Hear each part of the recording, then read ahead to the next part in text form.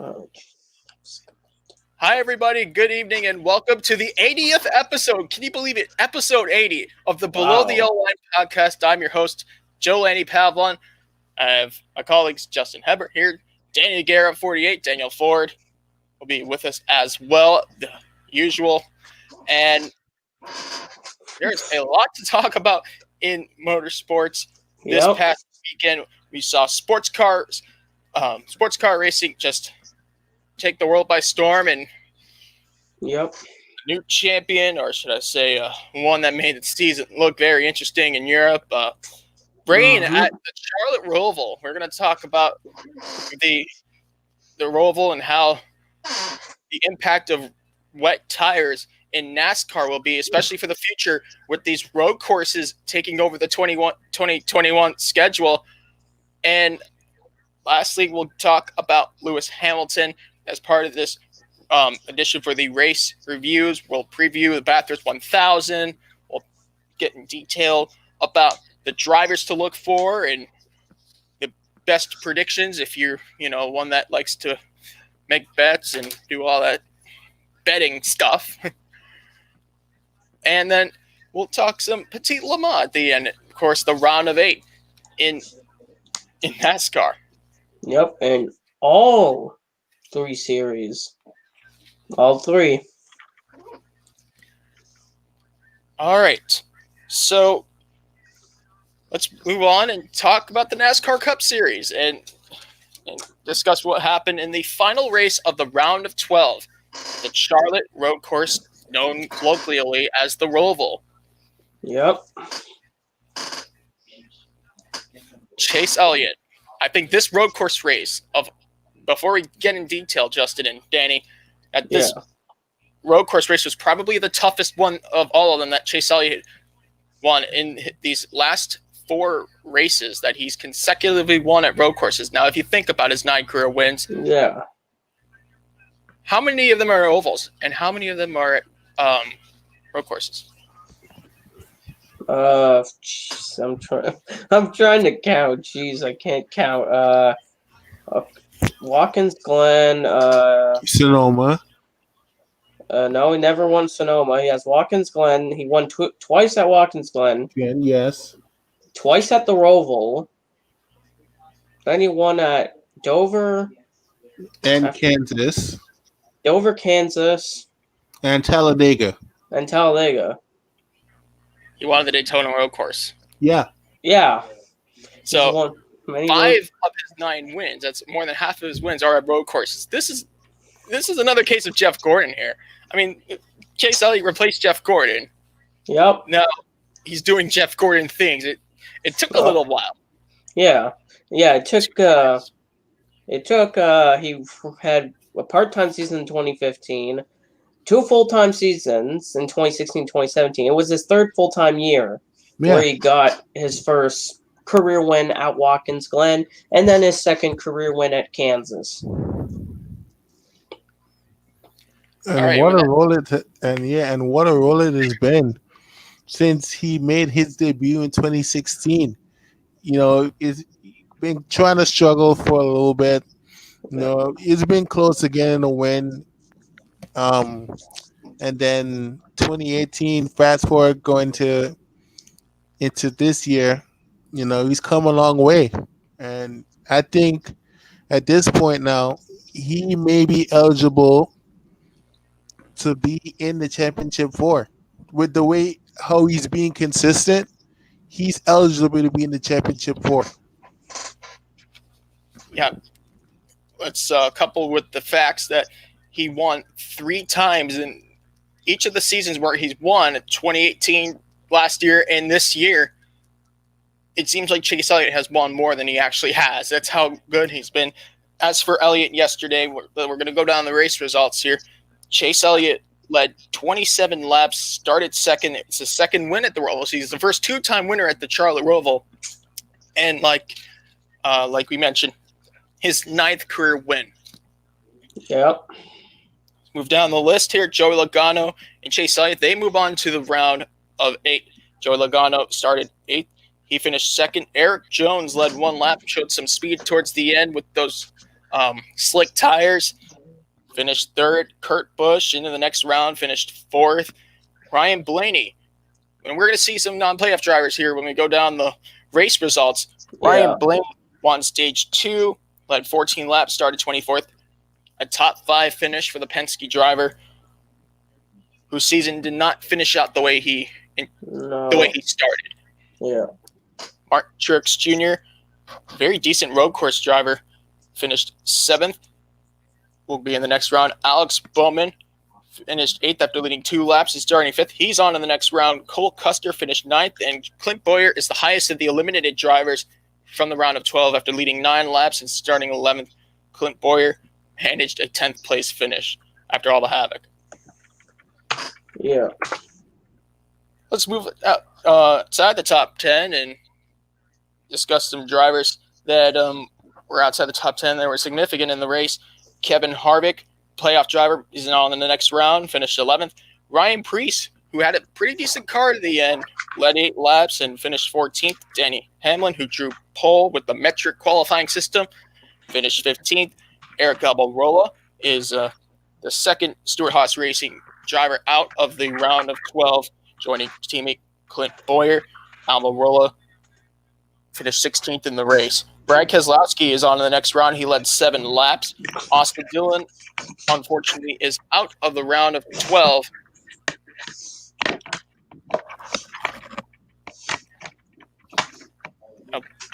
William Byron.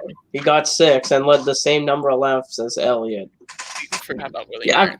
I'm like, where's Byron? I look at the results. I'm like, he finished 6 and led the same amount of laps. So, yeah. I think it's pretty interesting to know where he gets all that road course experience from. Not an actual racetrack. Yeah. Simulator. Yep. All right, let's move down the running order from where they finished the race. Austin Dillon, 19th. He's out of the round of 12. Ty Dillon, his brother, won stage 1. He was actually the first, or one of the first few cars to get slick tires. And won stage 1 with that strategy. Yeah, he was actually.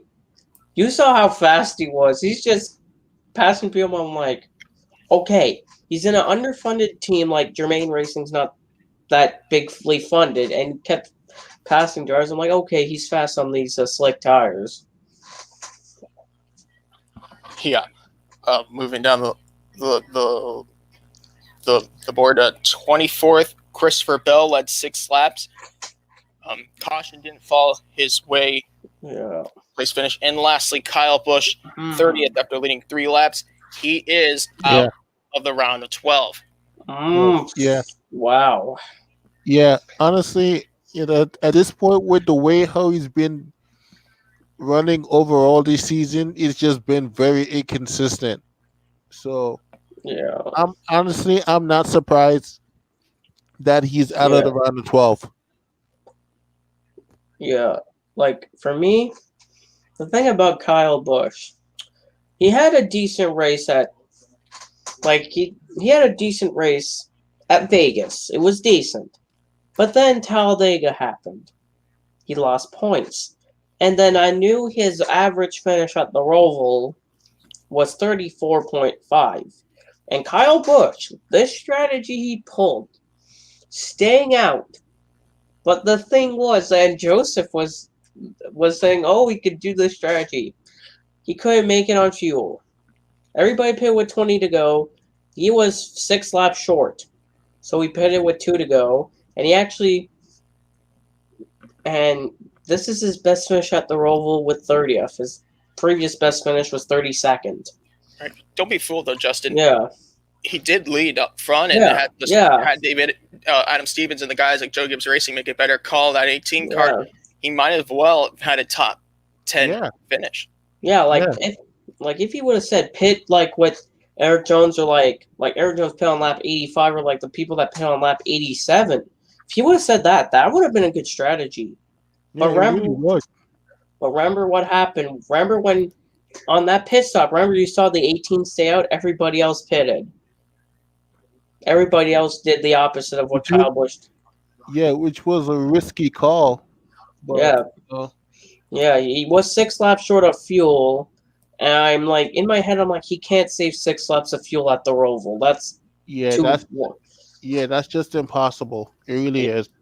Yeah, he thought maybe another caution would have came out, but there was no other caution that came out after that.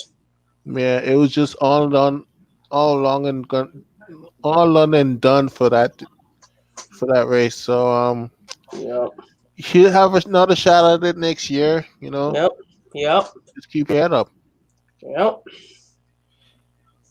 With that said, it's the end of the round of 12. So this is what the round of 8 will look like when we get started. And for the round of 8, we will get detailed with each of the drivers in the Cup Series and at the tracks in relation to where they've raced in the past when we go to the round of 8. But let's just take a look at seeding for now before we make predictions. We'll do that in the race preview. Yeah, and also, if people don't know about the rounds, for round of 16, when you start, it's 2,000. The next round, which is the round of 12, was 3,000. Now, for the people that are in the round of 8, it's 4,000 points plus the bonus points. And then the final 4 is 5,000 plus, just 5,000 for everyone, and then whoever finishes higher. Yeah, just to let people know, there's no bonus points into the championship 4. Everybody, the top 4 will Everyone's all have, equal. Yeah, except this round is your bonus points plus 4,000. Yeah. With that said, the seeding will start with Kevin Harvick, 4,067 points. So 4,000 plus number of bonus points you receive will place your seeding. So Kevin Harvick is on top with 67 bonus points. Denny Hamlin second with 54 bonus points. Brad Keselowski third with 35 bonus points. Chase Elliott fourth, 27 bonus points for Elliott. Fifth place, Joey Logano, 22 bonus points for car 22. Sixth place, Martin Truex Jr., 17 bonus points, entering a round that really could do him well. Alex Bowman, 9 bonus points. And lastly, Kurt Busch with 6 bonus points. That win at Las Vegas really being the helper for Kurt to get into the next round. Yep. So we'll continue talking about the playoffs when we move on into the race preview, as we'll get detailed into every driver at the track, Kansas Speedway, where the round of 8 will kick off. The round of 8 will have Kansas, Texas, and Martinsville Speedway. So 2 mile-and-a-halfs with 2 different shapes, and then the short track at Martinsville. Yep. Just like the doctor ordered. And it's for real, because that 2020 the revision 2020 schedule was actually meant to be like that, the last 3 races of this round. But also the playoffs had in the exact order in the playoffs, the playoffs didn't change at all. The playoffs had originally the same rounds, you see the rounds, the same races. Even before the pandemic, those races were scheduled. And Phoenix is still scheduled as the final event of the season. All right, with that said, let's go ahead and move on. We'll talk some NASCAR Xfinity.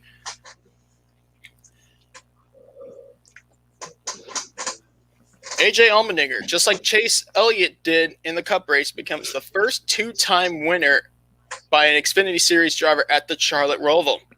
This race was in really treacherous conditions. Oh, yep. Wet tires were necessary from the very get-go. We're going to get into the results here. Start off with AJ Allmendinger. As I mentioned, AJ led 12 laps after starting 22nd, his 5th career win, 2nd of 2020. Noah Gragson, the highest playoff driver, is locked into the next round. And I forgot to mention, this is that race on Saturday was the final race in the Xfinity Series round of 12. Yeah. Gragson led 16 laps after drawing being scored pole from the metric qualifying system. Yeah. Daniel Hemrick started 3rd, finished 3rd. Alex Labbe started 16th, his best career finish in the Xfinity Series. And for DGM Racing, the team owned by Mario Goslin, their best finish as a NASCAR Xfinity Series team. Yep. Ross Chastain started 5th, finished 5th. Austin Cindric, who I picked to win, was actually pretty quiet. Me too. I also picked him. Me and you both picked him, and I thought he was going to be up there. He was quiet. Right. Yeah. Cindric started 11th. He's on to the next round. Finishing in the 7th spot. Cody Ware, best career finish in the NASCAR Xfinity Series after starting 38th. That's actually not the best finish by the team. Yeah. That would go to Kevin O'Connell at Road America, 3rd place finish in 2014. Yeah, he finished 8th in the number 17 car in his one-off appearance. It's been a while since he hasn't ran a race, but really ran good. He was up there running top 10, top 15. He was running top 15 most of the race. But then again, he managed to crawl to the top 10 and finish in 8th? No, 7th. Okay. Yep. Yeah. By the way, this is very good. Yeah, very good. Saying there, Danny. Yeah, I was about to say very good finish by Cody Ware. Yep. Yeah, and by the way, I forgot to mention, aside from Brad Keselowski at Phoenix this year, this is the first Ford to finish in the top 10 outside of drivers named Chase Briscoe, Austin Cindric in the year 2020. And this is the first Ford outside of Team Penske and Stewart-Haas Racing to finish in the top 10. I mean, there usually is only 2 Fords in the Xfinity Series, and they're usually 1 and 2 this season. Yep. Jade Buford, SCCA driver, endurance racer, one-off appearance, finished in the 8th spot. Career best finish for Jade in 9th, the highest driver to be eliminated from this round in the Xfinity Series playoff. Michael Annett. Ugh. And Brandon Jones is the only Joe Gibbs Racing driver to go into the round of 8. And that's a prediction I completely did not. I expected, me and you, Joseph, I remember when the playoffs started, we predicted Byrne to be in the next round and Brandon Jones not being there. But no, I guess our predictions were wrong when Harrison Byrne's transmission gave out on him. That really was unfortunate. Let's take a look at to the drivers outside the top 10 that had significance in the race, starting with Riley Herbst, finishing 12th, the second highest driver to be eliminated from the race. Or in the playoffs, that was he's out of the 12th in the race. Herbst led 7 laps and started 13th. Chase Briscoe finished 18th and nearly won the race after winning stage 2 and leading 23 laps. Briscoe made a mistake. Yeah, he up at the first corner. Yeah, he pushed it too hard and spun.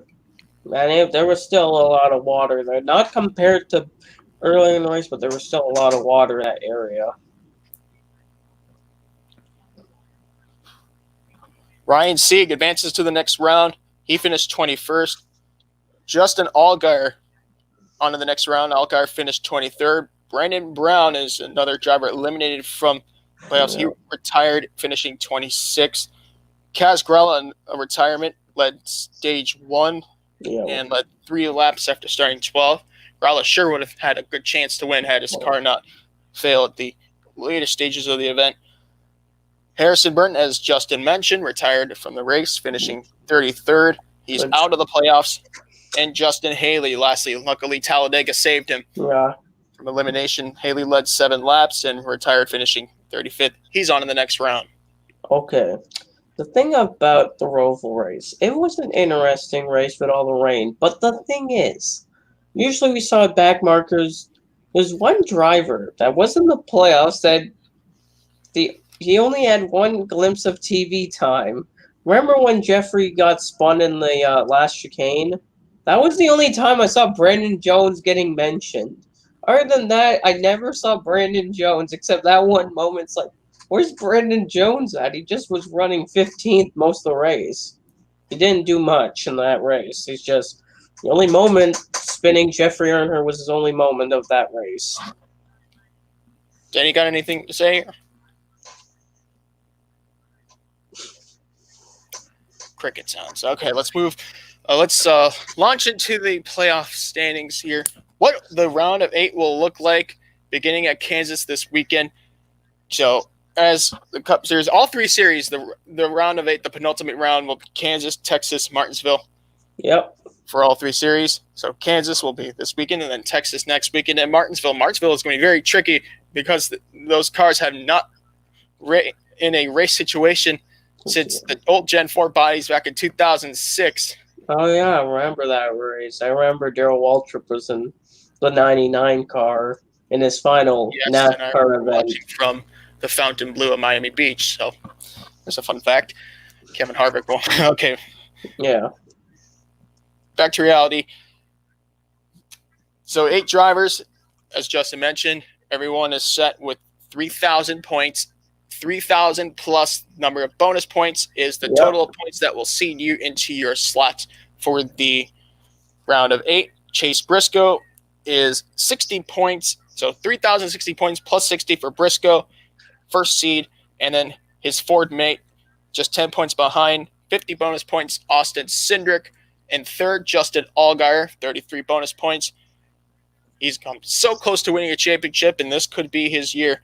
Noah Gragson, Allgaier's teammate at Junior Motorsports, 25 bonus points in fourth. Justin Haley, fifth for Colleague Racing, 23 bonus points. Brandon Jones, the only Joe Gibbs Racing driver in the round of 8, is sixth with 20 bonus points. Ross Chastain, who could really show some flash here in the round of 8 with 10 bonus points. And Ryan Sieg squeaked his way through with just 2 bonus points. Yep. Dang. So there it is. I didn't know Chastain was in the playoffs. I knew it was in the next round, but it was close. Yeah. Yeah, Harrison Burns' issue really helped Chastain. Like, Harrison was running good until his transmission failed on him.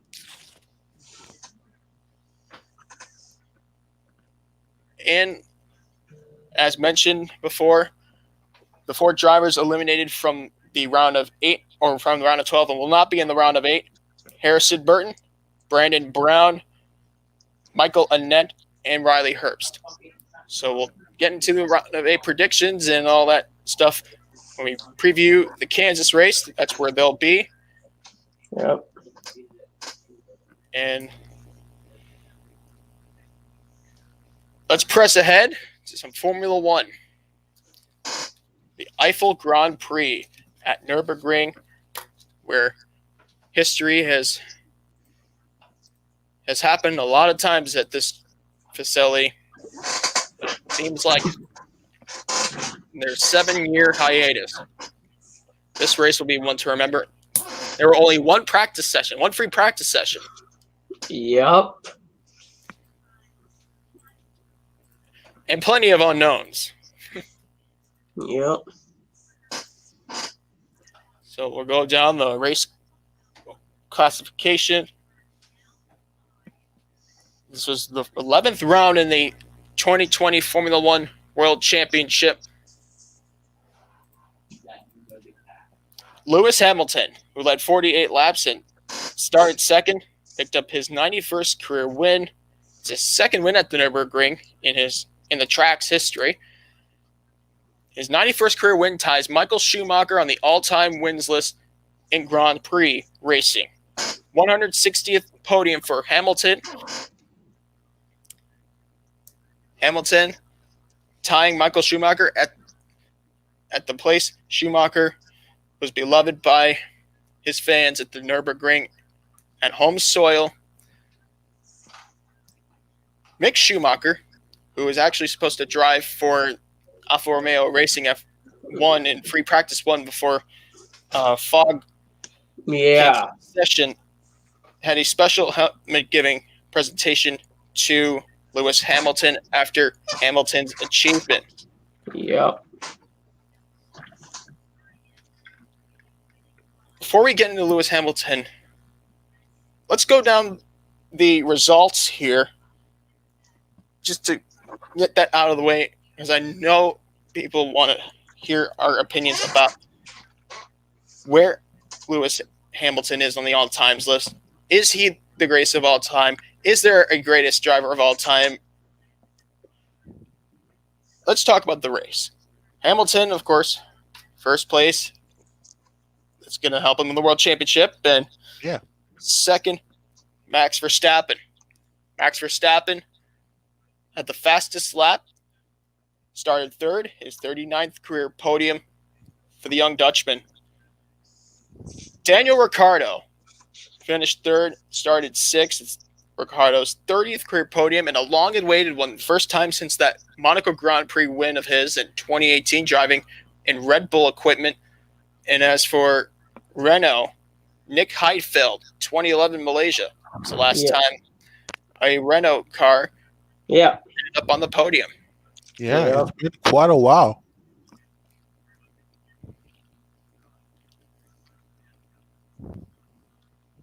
All right, these points finishers from 4th to 10th include Sergio Perez, started ninth, finished 4th. Carlos Sainz in 5th.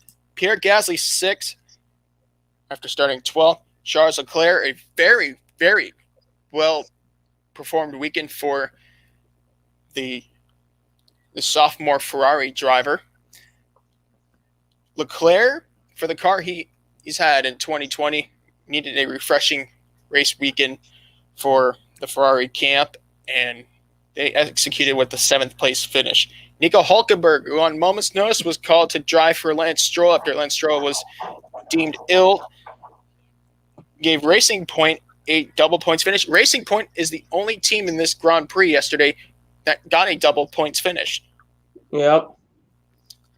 9th place for the first time since Germany 2019 at the Hockenheim Ring, and for the first time since the Austria. Austria, that was Hungary. Hungary, my bad. My right here. First time for Haas. Roman Grosjean is back on a point finishing position. Yeah, 2 points. He has currently more than Magnussen, which Magnussen has 1. He has 2 points, which people criticize Grosjean about bad driving, but this race, he didn't do anything that bad. He just clean racing, and he did a good job of holding on for 9th place and points. That's really good. Getting points, that's what you want in F1, getting your points. And he did deliver his points. And lastly, Antonio Giovinazzi. Now, he's a driver from the Austrian Grand Prix who has finally seen points for the first time since Austria. Giovinazzi gets points in the 10th spot, that final point. It's very important. And people are probably wondering, who got 11th in the race? So for the first time since or for the third time since Tuscany, no points for Sebastian Vettel. Vettel finished 11th after starting 11th. Ferrari continues the inconsistency. It's like Leclerc. The thing I've noticed about Ferrari, Leclerc could manage the car better than what Vettel can, because if people didn't realize what happened again, Vettel spun again. Like, the thing is, it's like Vettel just does these mistakes, but like Leclerc minimizes those mistakes and gets points. It's just like Leclerc, it's like he can manage the car better, because he always brings the car home and gets points, and Vettel's like struggling to do that right now. Kimi Räikkönen, with this race, his 323rd start, Räikkönen becomes the most experienced Formula One driver of all time, beating Rubens Barrichello's record. Yep. Rubens Barrichello. Kimi Räikkönen. This driver deserves so much respect and appreciation from the fans. And while he finished 12th in the race, his experience has helped the Alfa Romeo racing team in the long run. Kevin Magnussen, 13th for Haas F1. Nicholas Latifi 14th. Danny Kvyat the end of his 3-race point streak. For Kvyat is the final car that finished the race. Yeah. And now we're going to talk about drivers who retired from the race. The first retirement, Lando Norris, started 8th. No points since Tuscany. Lap 42, a power unit failure for Lando, taking the McLaren driver out of the race. And Alex Albon, who started 5th, had a power unit failure as well in his Red Bull Racing Honda. We'll discuss Honda and F1 because obviously Honda has announced their departure after 2021. Albon on lap 23 had a power unit failure, while Esteban Ocon broke the hydraulics in his car on lap 22. So no double points for Renault. Well, they had a chance. We're going to see more of that later in the season of double points finishes, but that wasn't the case yesterday for Esteban Ocon. Valtteri Bottas retired after scoring his 14th career pole, leading 12 laps. That's the first retirement for Mercedes in 2020. Yep. Lap 18, a power failure for the Finnish drivers, Mercedes. And lastly, George Russell, who crashed on lap 12 after starting 17th. George Russell made contact with Alex Albon. No, that was Raikkonen. Yeah, Albon made contact with Kvyat, who broke his front wing. The thing with Raikkonen, that's why Raikkonen got a 10-second time penalty in the race. So, with that said, Formula One drivers will get a week off and return to racing for the first time ever, the Algarve Portimao circuit in Portimao, Portugal, for the Portimao Grand Prix. I'll be round 8 or round 12 of 17. Round 12 of the World Championship. So the World Drivers' Championship, let's discuss where these drivers stand. Starting with Lewis Hamilton, with Bottas retiring out of the race yesterday. Hamilton now has a gigantic points lead. 69 points to be exact. Okay, Justin. No, just saying that's what it is. 230 points. Valtteri Bottas, 161 points in second. Bottas scored no points in the Eiffel Grand Prix yesterday. Third, Max Verstappen, 147 points. That's minus 83. Daniel Ricciardo is up to fourth, believe it or not. With that podium finish, he jumped all the way to the fourth spot in the World Drivers' Championship, 78 points. That's 10 above Sergio Perez, and fifth, 68 points. Lando Norris, that retirement sent him back many positions in the World Drivers' Championship. In sixth, Alexander Albon is seventh, 1 point behind Lando, 64 points. Charles Leclerc is eighth with 63 points, and ninth with 57 points, Lance Stroll, who withdrew from the event. And Pierre Gasly is 10th with 53 points. There are so many positions up for grabs here, Justin. There is. There's so many. In those top 10, there are so many points. Norris, Albon, Leclerc, 1 point gap. And then you have Stroll, who's 6 behind Leclerc. And then 4 behind Stroll, you have Gasly. Many spots in the top 10 to gain. There's many spots available. I'm going to tell you a driver, for example, that could gain more spots than most people have discussed, and that could be Alexander Albon. Yeah. What makes Albon so good, Danny? What was the question? What makes Albon so good, much better than he was last year? I think it's all consistency at this point. From from last year, how he was doing, I don't know how you could. I don't know how you can describe it, but the way how he's been performing this year is just. It just makes you say, okay, this guy is improving a lot. Higher competition outside the Mercedes team has really put Red Bull to the pressure. I know he's 7th in the World Drivers' Championship, but the consistency of Albon this year with how many points finishes he had from the Styrian Grand Prix in the second round of the season all the way to the Belgian Grand Prix at Spa, consistency, all points finishes, no podiums. His first podium was Tuscany, of course, 2 races ago. And then, of course, 1 point at Russia. A retirement here. Those are very steady stats, to say the least.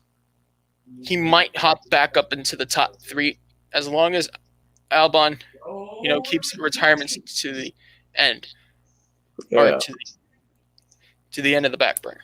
Yeah. Right. And of course, the World Constructors' Championship has changed significantly from this last race. Mercedes. 391 points, of course. They're in another planet. They have 180 over Red Bull Honda. Mercedes is just on another planet. They're not even close. Third in the World Constructors' Championship is now, once again, Racing Point BWT Mercedes with 120 points. McLaren's double non-points finish at Russia 2 weeks ago really hurt their chances of staying third in the World Constructors' Championship, especially when their second car retired in the last 3 races. They sit fourth, 110 points. 110? No, 116. Yeah, 116. 4 back, I meant 116. And then Renault is fifth with 114 points, 2 behind McLaren, which the thing about Racing Point, they've had 2 drivers in the points. McLaren had only Sainz and Renault. They've had only Ricciardo. But the thing about McLaren, they had Lando retire. Lando retired on lap 42. Yeah. After he had the sensor issue. Remember his sensor was saying it? Yeah, so it's an electrical issue. That's what it is. Yeah, and which I remember he said it's not working, and then he retired the car, which really doesn't help him trying to be ahead of Racing Point, who Hulkenberg got points. Hulkenberg got 4 points, and Perez got 12 points. 12 and 4 is 16 points they gained. Yeah, that's for the Constructors' Championship, right? Yep, that's how they gained the third.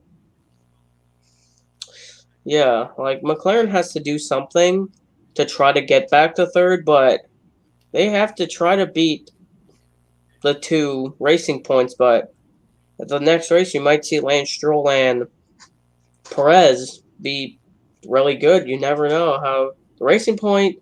Some tracks are not the fastest, but some tracks their car's just fast on the straights, which really helps them. And what makes Mercedes so good on the straightaways compared to corners? The thing is, Mercedes, they have less drag, which you see. They're good. The car is smooth. Even under braking and through the corners, the car is solid compared to the Red Bull. Have you seen how the Red Bull handles? I've seen it. They're always fighting for grip off every corner, and they have more drag. Not compared to the Ferrari car, but they still have more drag than Mercedes. The Mercedes cars, I know Williams is slow, but they have more. The aero's the problem, but Mercedes power unit, they just figured out how to add performance. This year, the Mercedes engine, they were working this year to try to beat Ferrari because Ferrari was decent last year. They just upgraded everything to be fast because they thought Ferrari was going to be fast. No, they weren't fast, but Mercedes is still showing their strength and their power units working really well. Yeah. Now, what could Red Bull do to keep up with the Mercedes? I know Max Verstappen had that one win at the 70th anniversary Grand Prix, which is the second race at Silverstone this year. He's shown certain speeds, but when qualifying in the softer tires, is that really the only game plan for Verstappen in order to beat the Mercedes? But like Max, the thing about Max, the team of Red Bull have to figure out a way to have less drag on their car. Like the drag, like the DRS called drag reduction system. Yes. The thing is, Mercedes' car is built with less drag, which less drag means more speed down straights and helps in the corners. Too much drag, like Ferrari's car, makes the car like heavy. You don't want a heavy car like Ferrari. You've seen how their car looks. It's slow in the straights and the corners because they have too much drag in the rear of the car. But having those drag reduction upgrades really helps the performance. So maybe Red Bull should try between 2020 and 2021 in the off season, try to make a car that's less draggy to get more speed to compete with Mercedes. Yeah. Leave the floor to you, Danny. Any comments here? No, not really. All right. And lastly, I know I'm going to jump a few constructors in the World Constructors Championship here, but I want to discuss Ferrari. What should Ferrari do right now? There's 1 season left before the new car, the new rules design comes out in 2022 with Ferrari car that is ran to date. Is it worth putting down more billions of dollars to get a better car, or should Ferrari just wait out until 2022 when the new specs are released? Honestly, sorry, Justin. Honestly, I feel they should be more consistent in their performance, because perfect example right now, they are doing not so good. They're absolutely just like doing not good. They're not doing good this year. So for going into 2021, I say try and get some more wins. Try and working on your ride, and try like different sequences or better settings for your cars, and try to make it run faster and run better to compete with Mercedes next year. All right. And you'll go ahead, Justin. I was about to say about Ferrari. Ferrari's plans is not for 2021. They want 2022 because the thing about Ferrari, what they did by accident, I don't know what they did. The thing that Ferrari did, I don't know, somebody in their design room decided to put the most draggiest car ever. I mean, don't know who decided that. Yeah. And the Ferrari engines are not fast either, which literally doesn't help anything. Which is because I was even looking between race 1 and between Austria and Russia. But they were talking about this at the Nürburgring. They were showing teams that gained or lost time. All 9 teams gained. The only team that lost time was Ferrari. They lost speed. Which is the thing about it. I've seen the Ferrari car. They were slow in the straights and the corners because of the drag. They have too much drag on the car. And the thing, they can't work on it for 2021 because they don't have the resources like Mercedes right now. So they'll have to wait till 2022. That's what Binotto said, and everybody at Ferrari knows that next year the car will be a little bit faster, but not like 2019 and 2018. All right. And before we talk about sports cars, we move about the situation, how everything is happening in Monza and everything else. I want to finish this Formula One discussion with the obvious that happened yesterday. Lewis Hamilton tied Michael Schumacher's all-time win record of 91. Yep. In 2006, Michael Schumacher finished his stint with Ferrari, and after Alonso's unexpected dominance in his second championship, that was the end of Schumacher at Ferrari and his first, I would say, retirement. Oh yeah, he did come back 4 years later in 2010 for Mercedes and retired after 2012. Right, but since the 2006 Chinese Grand Prix, it looked like that was the last farewell from Schumacher. Of course, he came back, but that was also a win number of 91. No one thought anybody would reach that number. But for Hamilton and Vettel, it was Prost, 51 wins, and had Senna not been tragically killed in 94, Imola, he would have had a shot to pass Prost in the all-time record here. Yeah. My question is there really a greatest driver in the history of Formula One, or do we have to go by eras?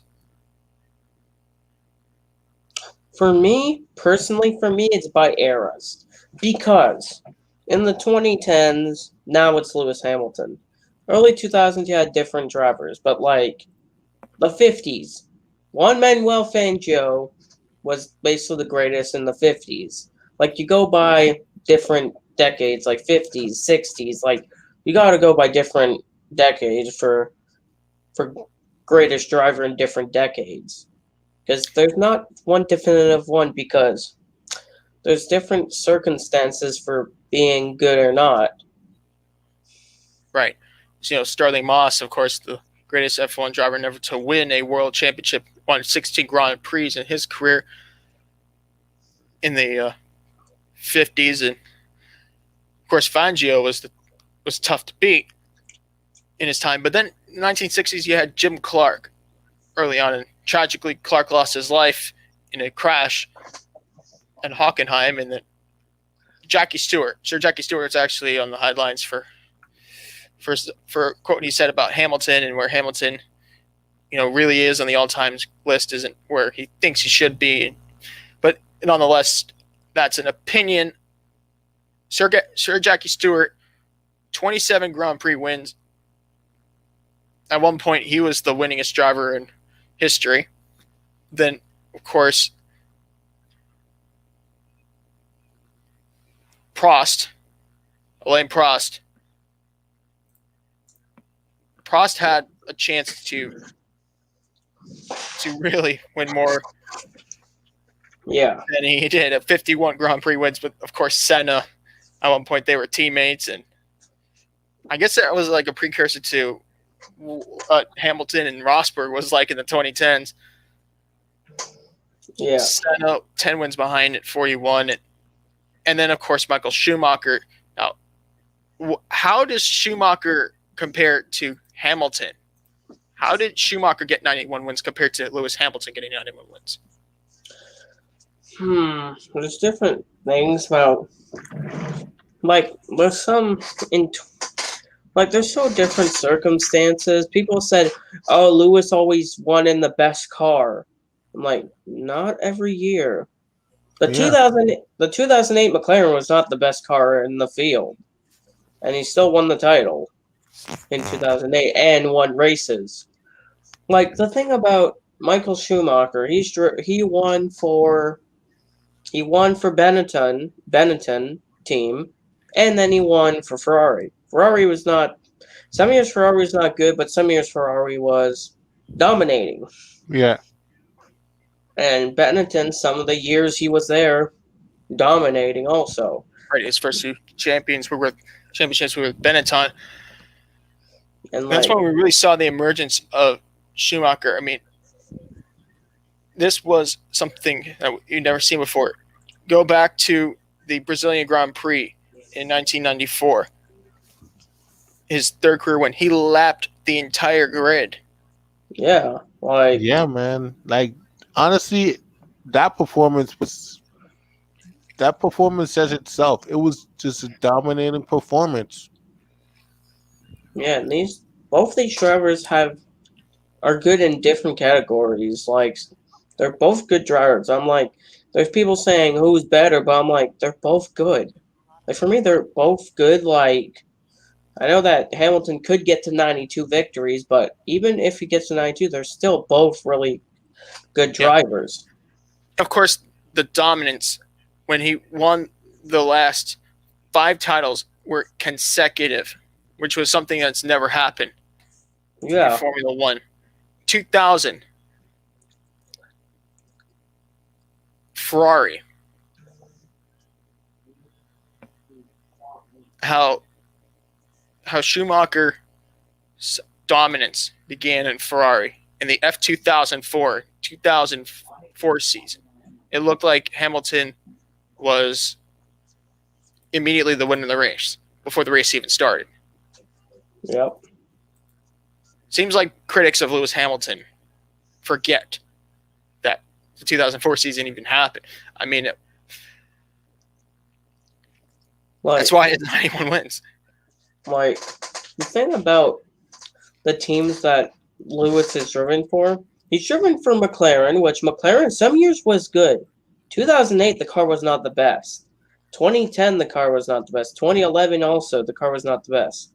2012, the car was decent. Then he joined Mercedes. In 2013, he didn't win the title because Vettel was still on his hot streak. Then 2014, he won the title. 2015, won the title. 2016, lost to Nico Rosberg after having that, blown engine at Malaysia. And then 3 years in a row now, maybe 4 if he wins this year. Like, he's been on a streak of winning titles consecutive. He's on 3. If he wins this year, he'll be on 4 and getting 7 titles. Like, this year, like, Lewis Hamilton also, like, in categories of poles, Lewis would lead that because Lewis has almost 100 poles. He's at 96 poles and 91 victories. And he has the most podiums, too.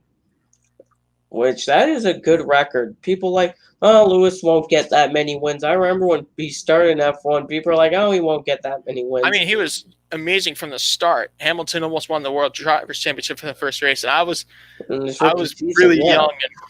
And one of my first tastes of Formula One, aside from being told in first grade about this horrible situation in Indianapolis, which was the 2005 U.S. Grand Prix. Yeah. I was in second grade. My mom gave me this newspaper. She said, "You hear about Lewis Hamilton? Lewis Hamilton, he's like a star." And I read the newspaper, said Lewis Hamilton is a star, a shining star, something like that. I can't really remember. Yeah. And it was sometime in June in 2007, Canadian Grand Prix, his first win. And then, of course, he won just 7 days later the U.S. Grand Prix at Indianapolis. Yeah. And if Hamilton didn't beat the car at China, he would have won the World Drivers' Championship in his first year. Yeah, I know, man. It would have been crazy. Yeah, and he won the title in 2008. McLaren 2008, the car was not performing compared to the MP4 23, which was the car McLaren designed. Yeah, the 2008 car. Because remember what the people don't remember about what happened in 2007 with Ferrari and McLaren. That thing, basically, if there would have been Ferrari information. Yeah, Spygate. Yeah, but there was no McLaren. There was no Ferrari information on the car, and Lewis still won the title after passing the lock. I remember that 2008 Brazilian Grand Prix. Is that Glock? Yeah, from losing a championship by a point to Kimi Räikkönen to winning a championship by a point over Felipe Massa. Dramatic. Very dramatic. And then didn't win a title until... What if I told you every single season that Hamilton has ran, except for two of them, every Mercedes season except for two by Lewis Hamilton were championship seasons? It's true, like 2013, 2016. 2016 finished second. 2013 he didn't win much in 2013. He won Hungary, that's it. Oh, yeah, but then 2014 won the title. 2015 won the title. 2016, if he didn't have the engine at Malaysia, he would have probably won the title though too, possibly. Then you had 2017 to 2019, 3 seasons in a row. He's won the title, and if he wins this year, it'll be 4 in a row, like Vettel did his 4 championships in a row. It'll be 4 titles in a row, and tying Michael's record for 7 championships. And that leads me to the next and final question about Lewis Hamilton.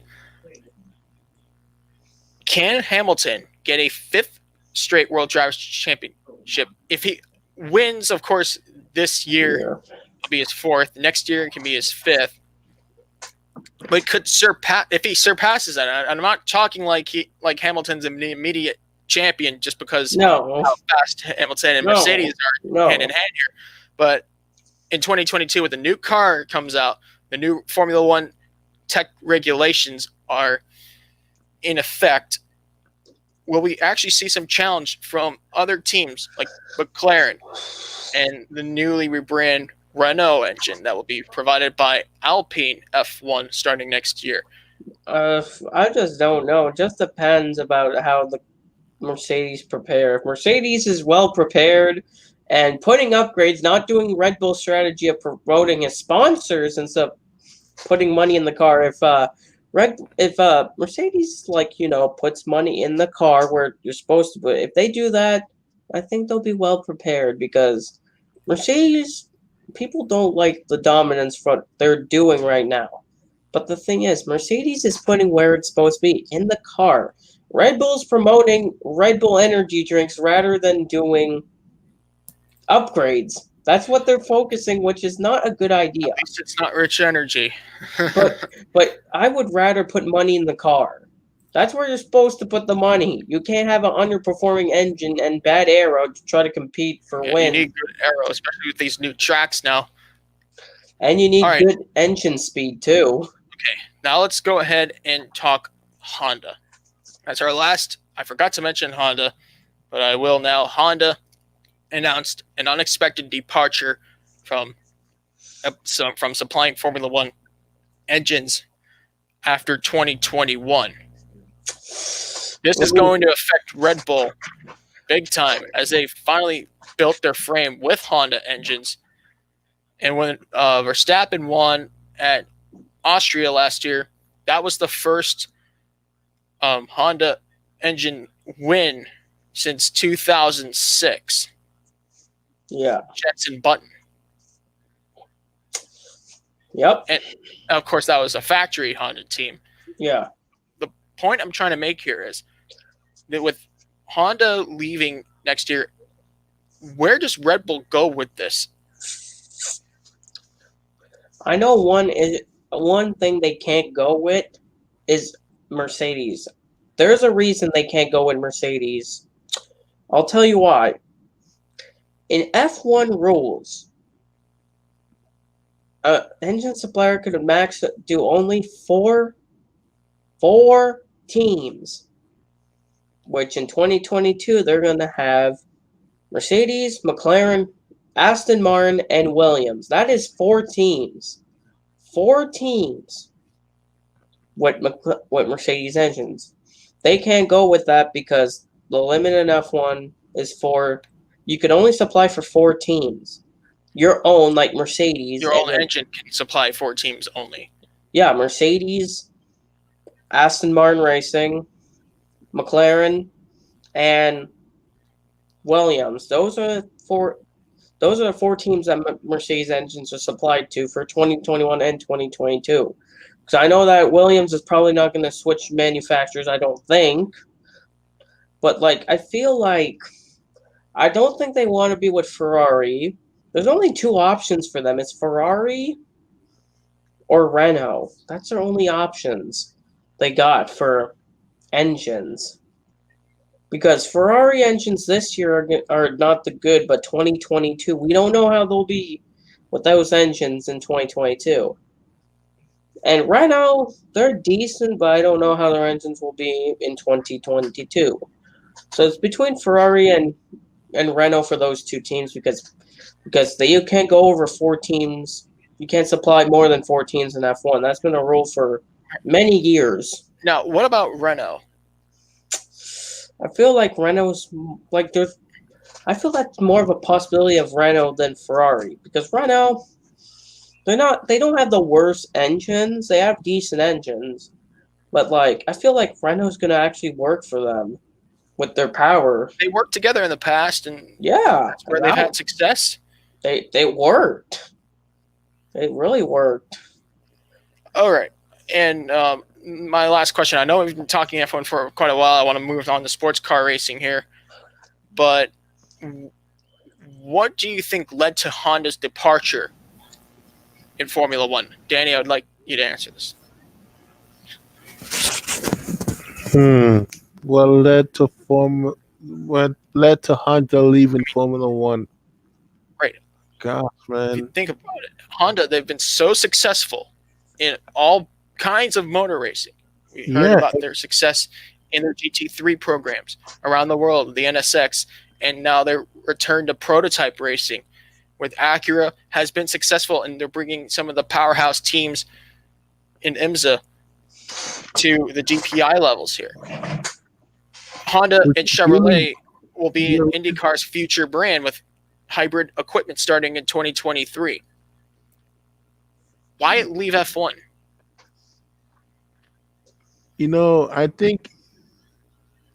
I think my gut is telling me that it's somewhat of this reason. I think they've had a little bit of their success in Formula One with McLaren and Honda, and that was when their partnership with Honda, and that was when McLaren and Honda were together in 2018, right? 2015 to 2017. Yeah.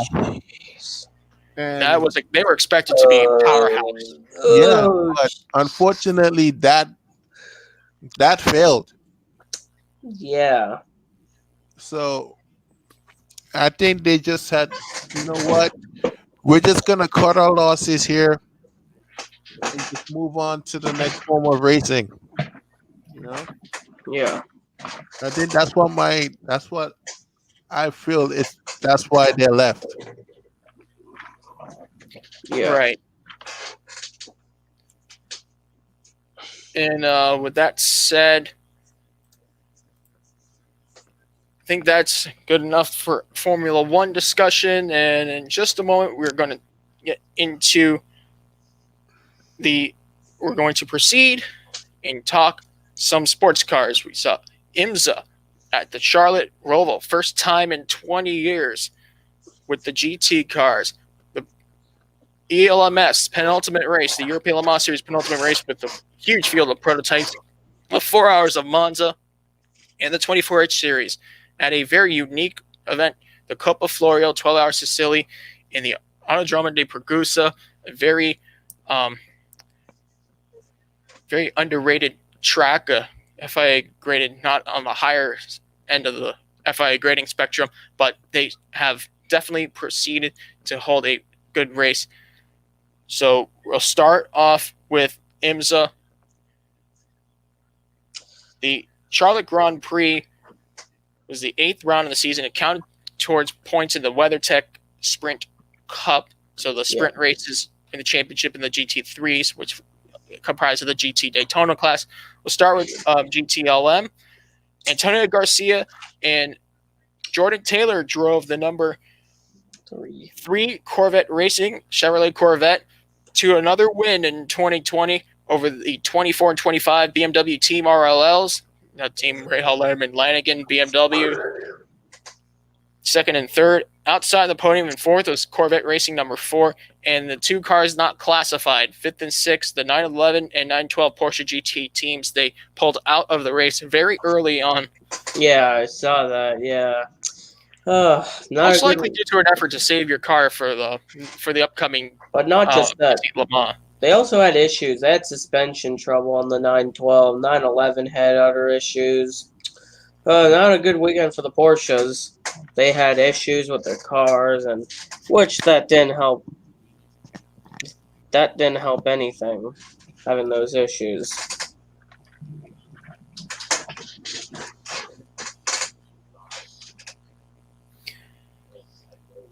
All right. So GTLM had a short field as usual. And in the GT Daytona class, we'll just get into the top 5. The 96 Turner Motorsport BMW driven by Bill Oberlin and Robbie Foley won in class, and Bill Oberlin continues the all-time win number as a driver in IMSA. He's now 62 wins. The number 96 won. Yes. I'm shocked that it was not the Lexus that won. I'm so shocked that it was the Turner Motorsports number 96. They had like a 20-second strategy on them. I guess. Really good for that 96 team. Really, they're going to have momentum heading into the Petit Le Mans race at Road Atlanta. So, which really helps. You need momentum going to the next race. Right. In second in the class is the number 16 Wright Motorsports Porsche. Third place, number 23 Heart of Racing Team Aston Martin Racing AMR. Fourth place, the number 12 Ambassador Sullivan Okay, Lexus. that makes sense. And fifth, the number 57 Heinricher Racing with Meyer Shank Racing Acura NSX GT3. So it was a short race, shortest race of the season, but enough to fill in one of those lost dates that we had in the season with the pandemic taking control of the haves and have-nots. Yeah. In 2020.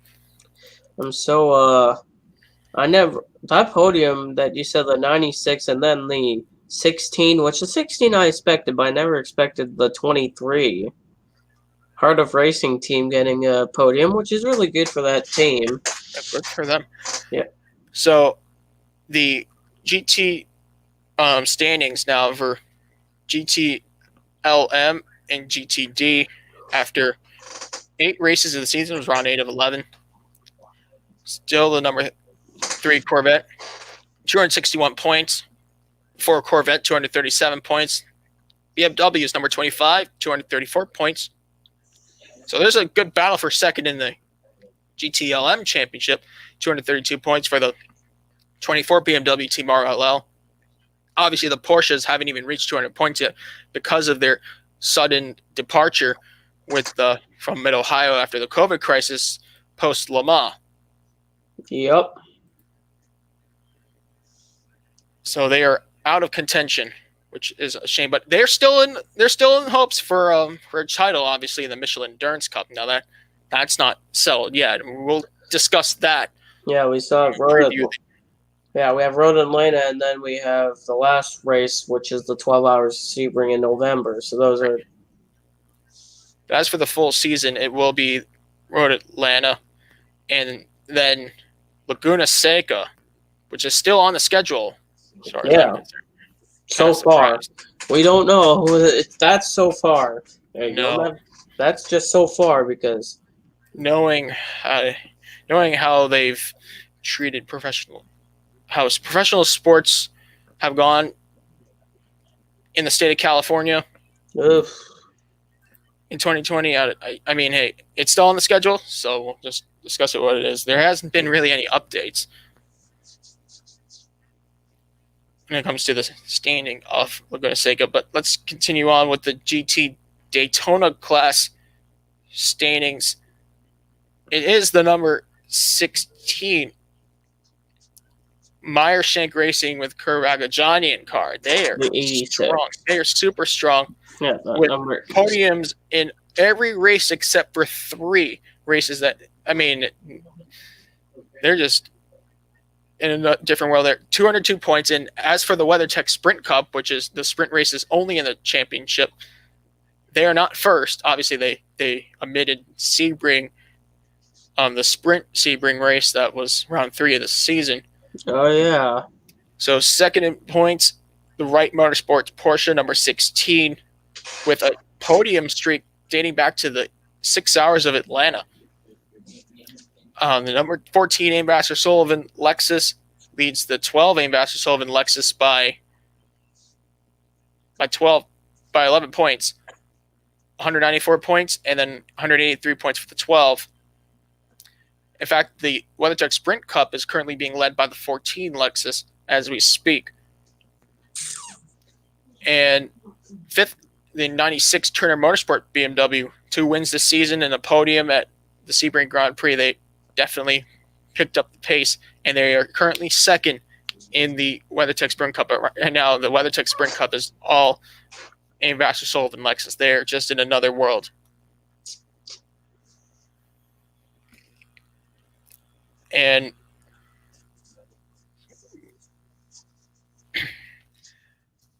we'll discuss the Petit Le Mans and everything that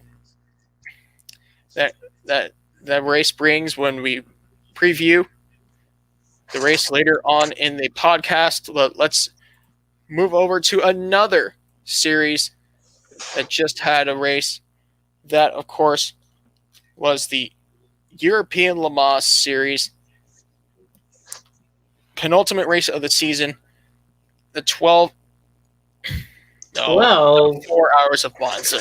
I'm about to say, I was thinking wrong series. I was about to say there was no 12 hours of Monza for the LMS. There was the 4 hours of Monza last time I checked. All right, so round 4 or 5, and let's start off with LMP2. It is, of course, another easy-looking win by United Autosports. They are just unbelievable this year. Thought the 32 was going to have an advantage. They just nope, we'll finish second again.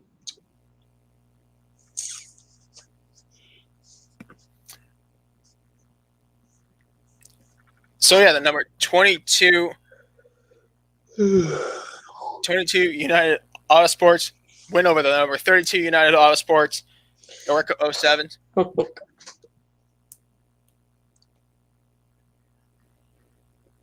The number 20. High Class Racing. Yes, High Class Racing.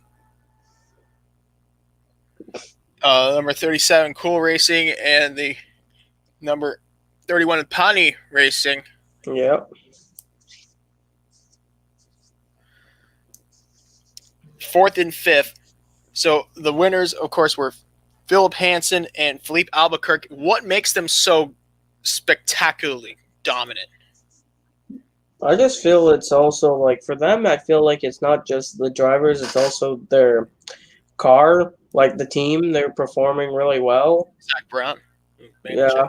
The 32's just there, but not strong enough. They won the first race, but the 22 won all the other races. So in total, United Autosport has won every race in the calendar year of 2020 if you include the WEC. They won the 24 Hours of Le Mans with the same lineup, plus Paul Di Resta. Yep. So it seems like they are just That's so strong. Yeah. And if you go back to where United Autosports have been, starting with Bahrain, they've basically won 4 in a row in the WEC with the 22 team. Yeah. Philippe Albuquerque, Paul Di Resta, Phil Hansen, and then Albuquerque, Hansen, Paul Di Resta won they won 3 out of the 4 races in the European Le Mans Series. The other United Autosports, Job Van Uyter, Will Owen, Alex Brundle, the 32 car. They won the first race at Le Castel, but it just seems like they're so strong. This is a force to be reckoned with. We talk about dominance all the time in Formula One, but United Autosports might just be the LMP2 class of the future, depending on how the FIA discusses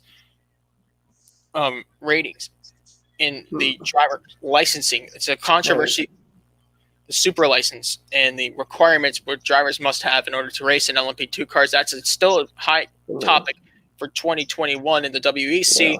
What does that mean in the ELMS or IMSA? We'll have to see here. What I wanted to say about the thing about the 22, I feel like the 22 LMP2 car, the United Autosports team is like the Toyota Gazoo team. The number 8 in the LMP1 for Toyota Gazoo is just performing. And that's the same thing with the 22. I feel like the 7 Toyota's like the 32 United Autosport.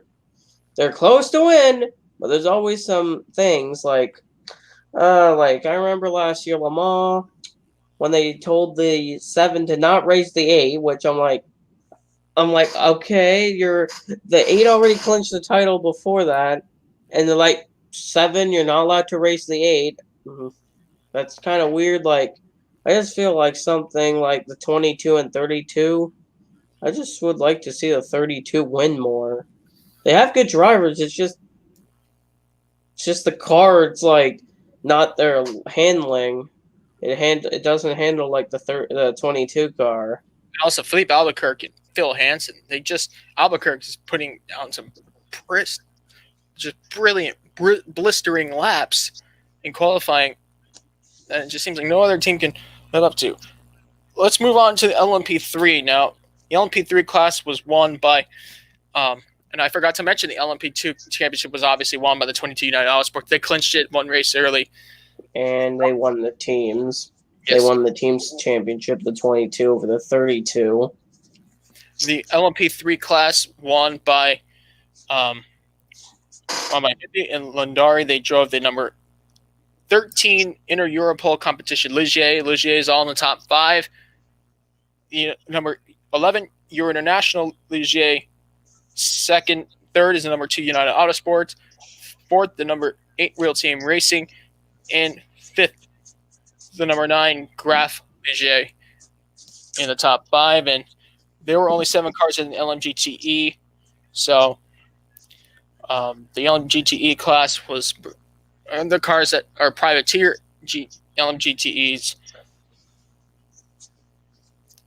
with the older spec, basically the GTM class specs that you see in the WEC or what you see in that category, the European Le Mans series. So, Onisnowski, Carroll, and Caddy won driving number 74 Kessel Racing Ferrari. They just driving so well, and Ferraris are tough to beat in this series. The number 77 Proton Competition Porsche, second number 83 Iron Lynx Ferrari in third. In fourth, the number 55 Spirit of Race Ferrari. Fifth place, the number 93 Proton Competition Porsche. Sixth place, the number 66 JMW Motorsport Ferrari. And not classified in seventh, the number 60 Iron Lynx Ferrari. They'll be back on November 1st to complete the season. On November 5th, the 4 Hours of Portimao. So there it is. And lastly, the 24H series will discuss the 24 hours or the 12 hours of Coppa Florio. Yeah. Sicily 12 hours, also known as Coppa Florio in Italy, for the 24H series. And actually, I have to pull up Stream 71 or whatever that is for the results. It is the penultimate round of the 24H series as well, the round 5 of 6.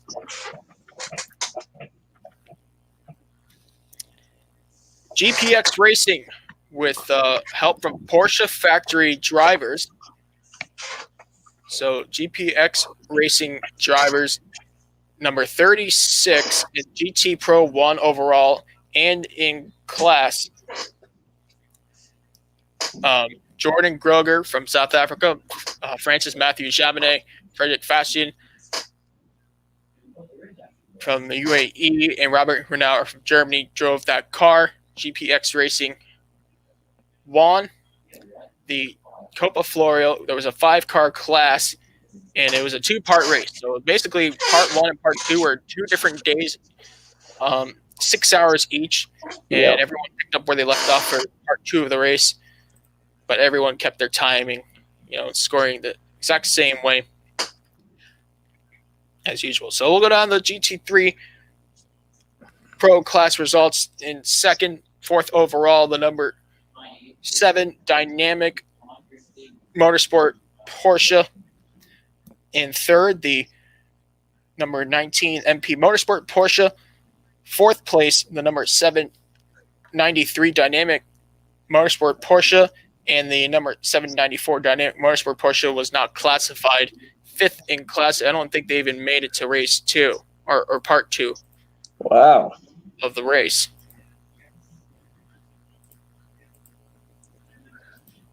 All right. In GT3 AM, there were only 4 cars in the class, and it was won by an American team, an American squad. Second overall in the race was the first place in class, the number 85 CP Racing Mercedes AMG GT3. Number 85 drivers Charles Espenlaub, Joe Foster, Charles Putman, and Shane Lewis were part of that team. If you remember the Grand Am Rolex Sports Car Series, those names sounded familiar to you. They're all veterans, and I think half their team is past 50 years old, and they won the class. Second overall. Well done for them. In second place, the number 88 Car Collection Motorsport. Third, the number 58 MP Racing Mercedes AMG. And 4th place, number 92 Herbert Motorsport Porsche.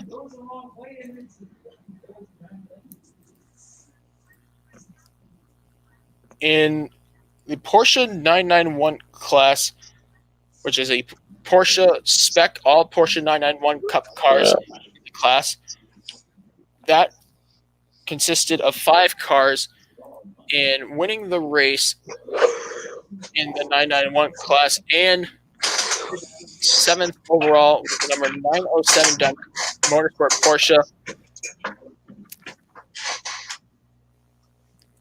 The 907 driven by David Di Benedetto, Michele Marandino, Giuseppe Nicolosi, and Simone Paginicola.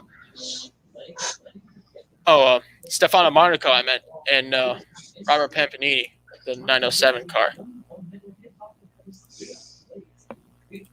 Take that back here. They finished first in class. Second place was the Fulganzi Racing number 923. Third place, the 916 Tempo SRL. 4th place, the number 917 Fulganzi Racing Porsche. And 5th, the 918 Dual Race. And that's it for the 991 class. TCR, the touring car class with FIA TCR specs, were there were only 3 cars that finished the race. That car that won over in that category was the number 112 Autodrama Motorsport by Wolf Power Racing Volkswagen Golf GTI TCR, the Mikolas Born, Fabian Dans, and Konstantin Kletzer car. They won in class. The number 188C Motorsport Audi RS3 finished second. The 101 Red Camel Jordan's NL Seat Cupra Leon TCR. The Dutch team finished in third, and not classified was the 105. The 105 VMAX Engineering Opel Astra, which ironically was driven by 2 drivers that won in GT3 AM class, Charles Espenlaub and Shane Lewis. So basically that car had to be driven by someone while their main car was being driven. Wow. It would have been interesting to see if they could have ran that car to the fullest of the race, but obviously the Opel failed to finish the event. And GT4 class had only 3 cars in that category. It was won by the number 401 Pro Sport Performance AMR Aston Martin Vantage GT4. Nico Verndonk, Tom Heron, and Rodrigue Gillian drove that car over the number 451 Team of being Sword Rennsport. I think I picked that car. I picked the 451. And then the Brams car, all Brams family drove that car. Lisette, Luke, and Max drove the McLaren number 409, last Moras by Equipe Verschoor, McLaren 570 SGT4. And lastly, the 2 other classes that had only 1 car in the next class did not finish the race, but finished first in class, obviously. It was the number 45 Avision Formula Wolf GB8 Tornado, which is actually like a kind of like a customer built and designed prototype. Very interesting to see that. And the TCX class was the number 703 JR Motorsport BMW M3 392. They did not even make it to the second part on the following day. So 1 more race is left, and that is actually on the weekend of my birthday, weekend of November 13th and 15th, the 12 Hours of Zandvoort in Netherlands. That's gonna be spectacular. Yep. So we have Sebring, the 12 Hours of Sebring, the 8 hours of Bahrain, and then the 12 Hours of Zandvoort all the same weekend. Well, for me, on my birthday, which is the week before, I have the NASCAR finale weekend, the 6th to the 8th. My birthday's on the Xfinity Series finale at Phoenix on the 7th. Yeah, usually before the 2020 revision, my birthday would always share a date with the final race of the NASCAR schedule. This year moved it a week early. For me, that's where my birthday is at. The final races of NASCAR of the season is on my birthday, like that week. So Copa Florio is over. There is just 1 more race left in the 24H series. So that said, there's not really a specific champion in the 24H series this year, because I don't think the points leader, the Herbert Motorsport Porsche number 91, even made it. No, they weren't even there, but they still lead the points. They had the 92 in the race. Because this year has been interesting. They started out with the shortest 24-hour race ever, and then the pandemic, and then more races, and races were so long and not many cars. So 24 Hours of Portimao. Yeah, only had 15 cars overall. Oh yeah, I remember that, and we started the season with the shortest race ever, the shortest 24-hour race ever. That only ran 7 hours. That is so 2020, and no one knew what 2020 was going to be like until, around January, February, March, if I knew from the 12 Hours of Dubai that it only lasted 7 hours, that this was going to be what 2020 was like, I would ask for a refund on this year. Nobody expected rain at Dubai.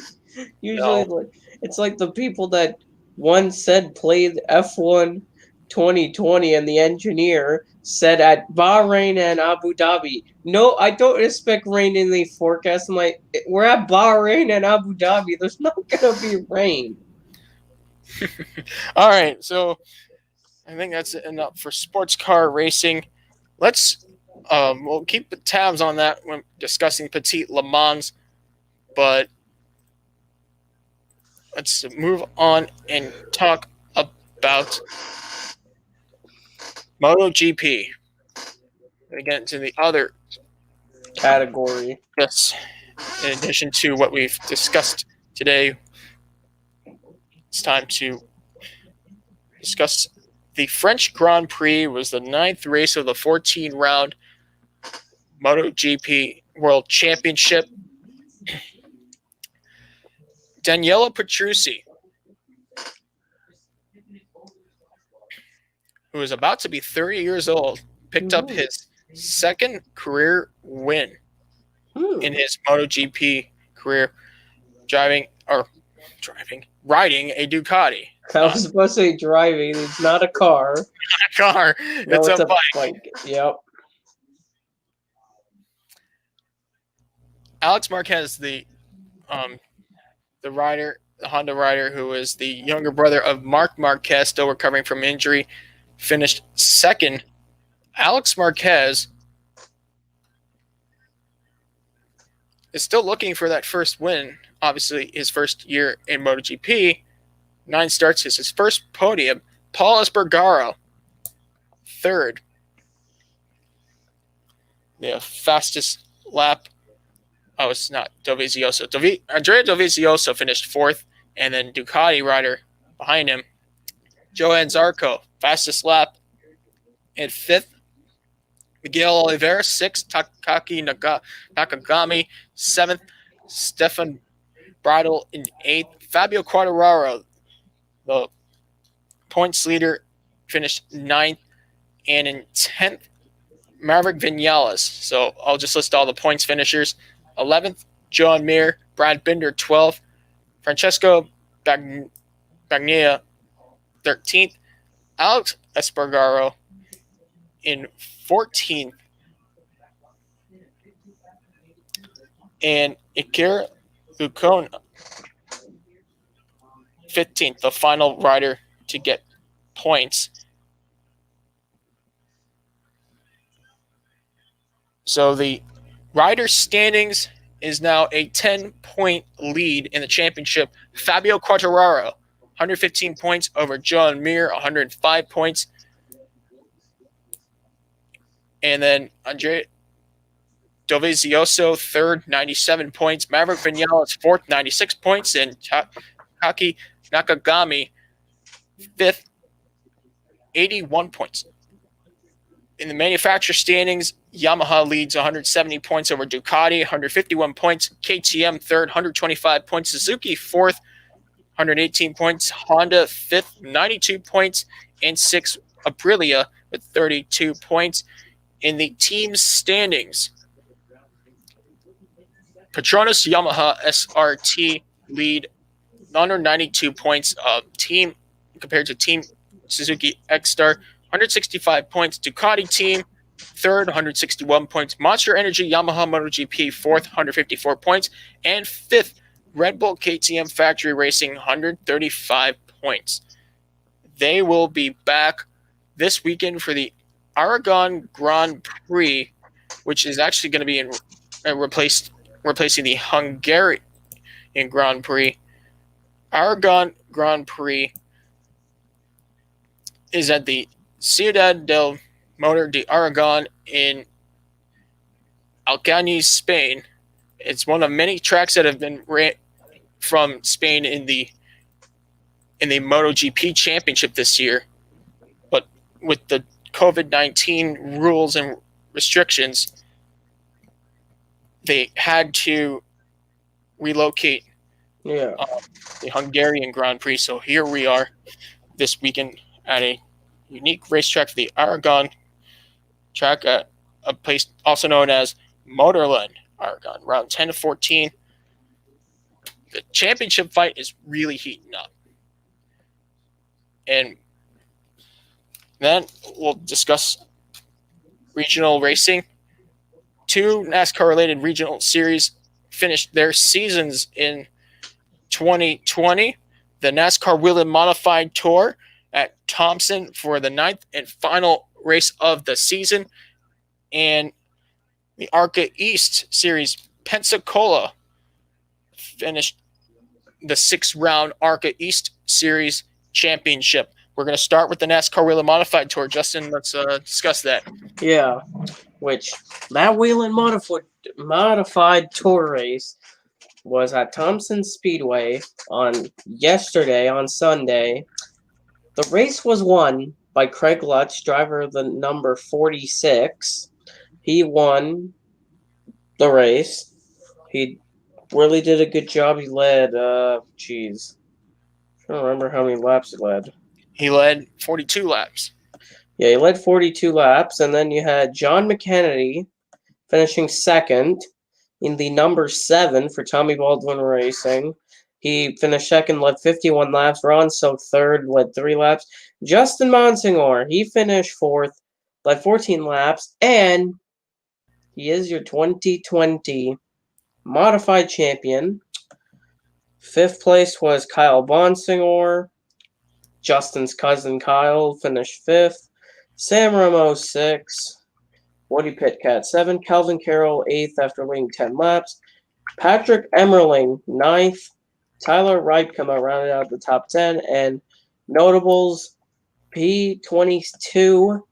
Doug Kobe had an accident on lap 97 and he led 30 laps. And after the season, Justin Bonsignor won the championship by 40 points over John McKennedy.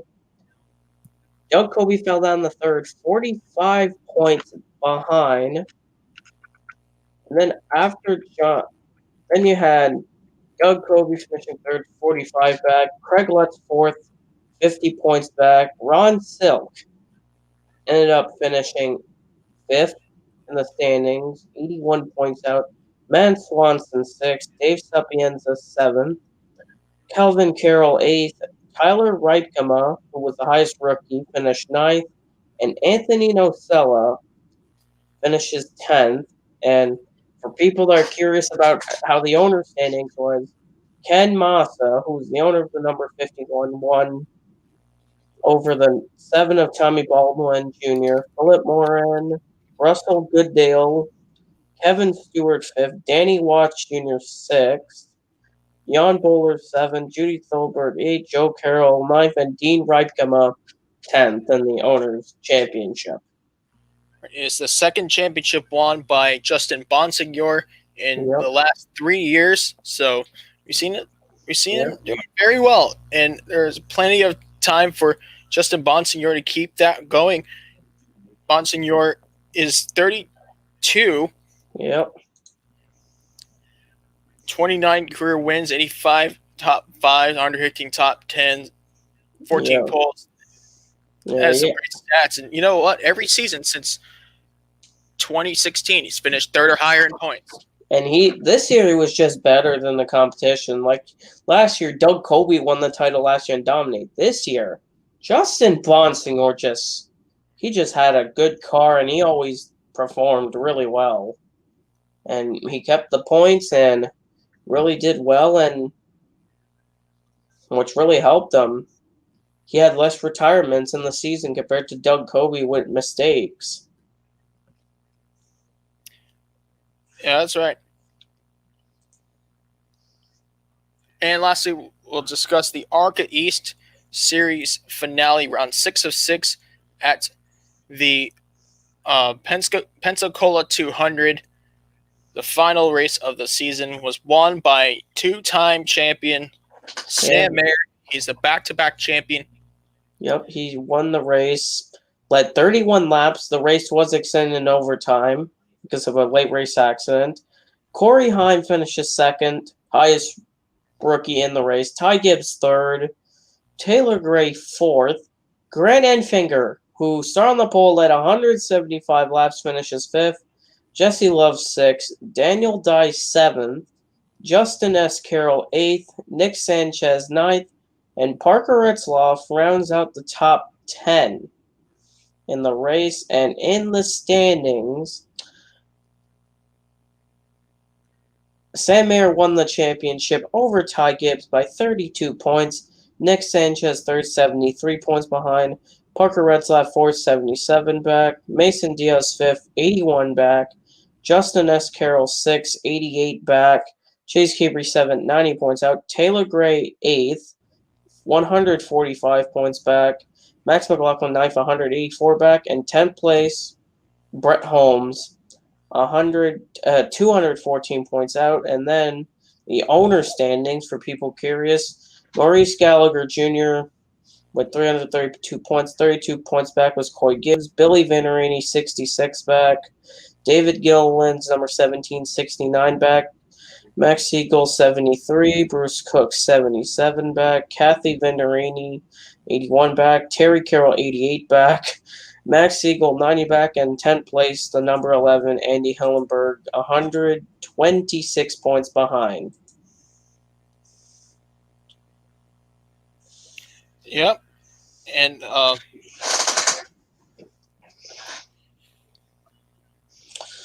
yeah. Just amazing. Sam Mayer could be the next great driver in the future.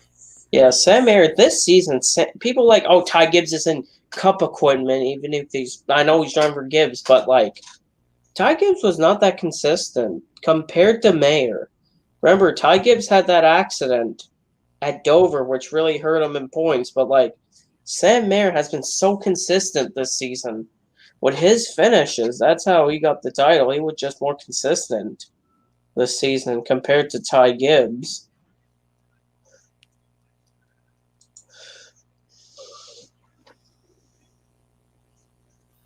All right, so we're about to go in our next segment of the Below the Yellow Line podcast. For the race previews, we're going to make it a round of 8 preview, and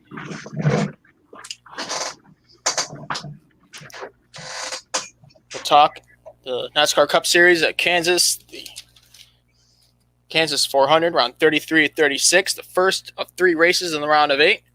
The NASCAR Xfinity Series Kansas 300, Kansas Lottery 300, round 30 of 33, the first race of the round of 8, first of 3 races. And in trucks, the Kansas 200, race 20 of 23 of the season, and the first of 3 races in the round of 8 for them as well.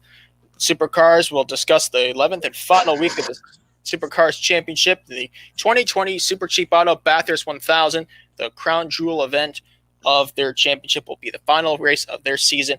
And in sports cars, the third of 4 races of the Michelin Endurance Cup is part of the 9th of 11 races of the IMSA WeatherTech Sports Car Championship, the 2020 Petit Le Mans, the 10 Hours of Road Atlanta. We'll finish the podcast talking about that.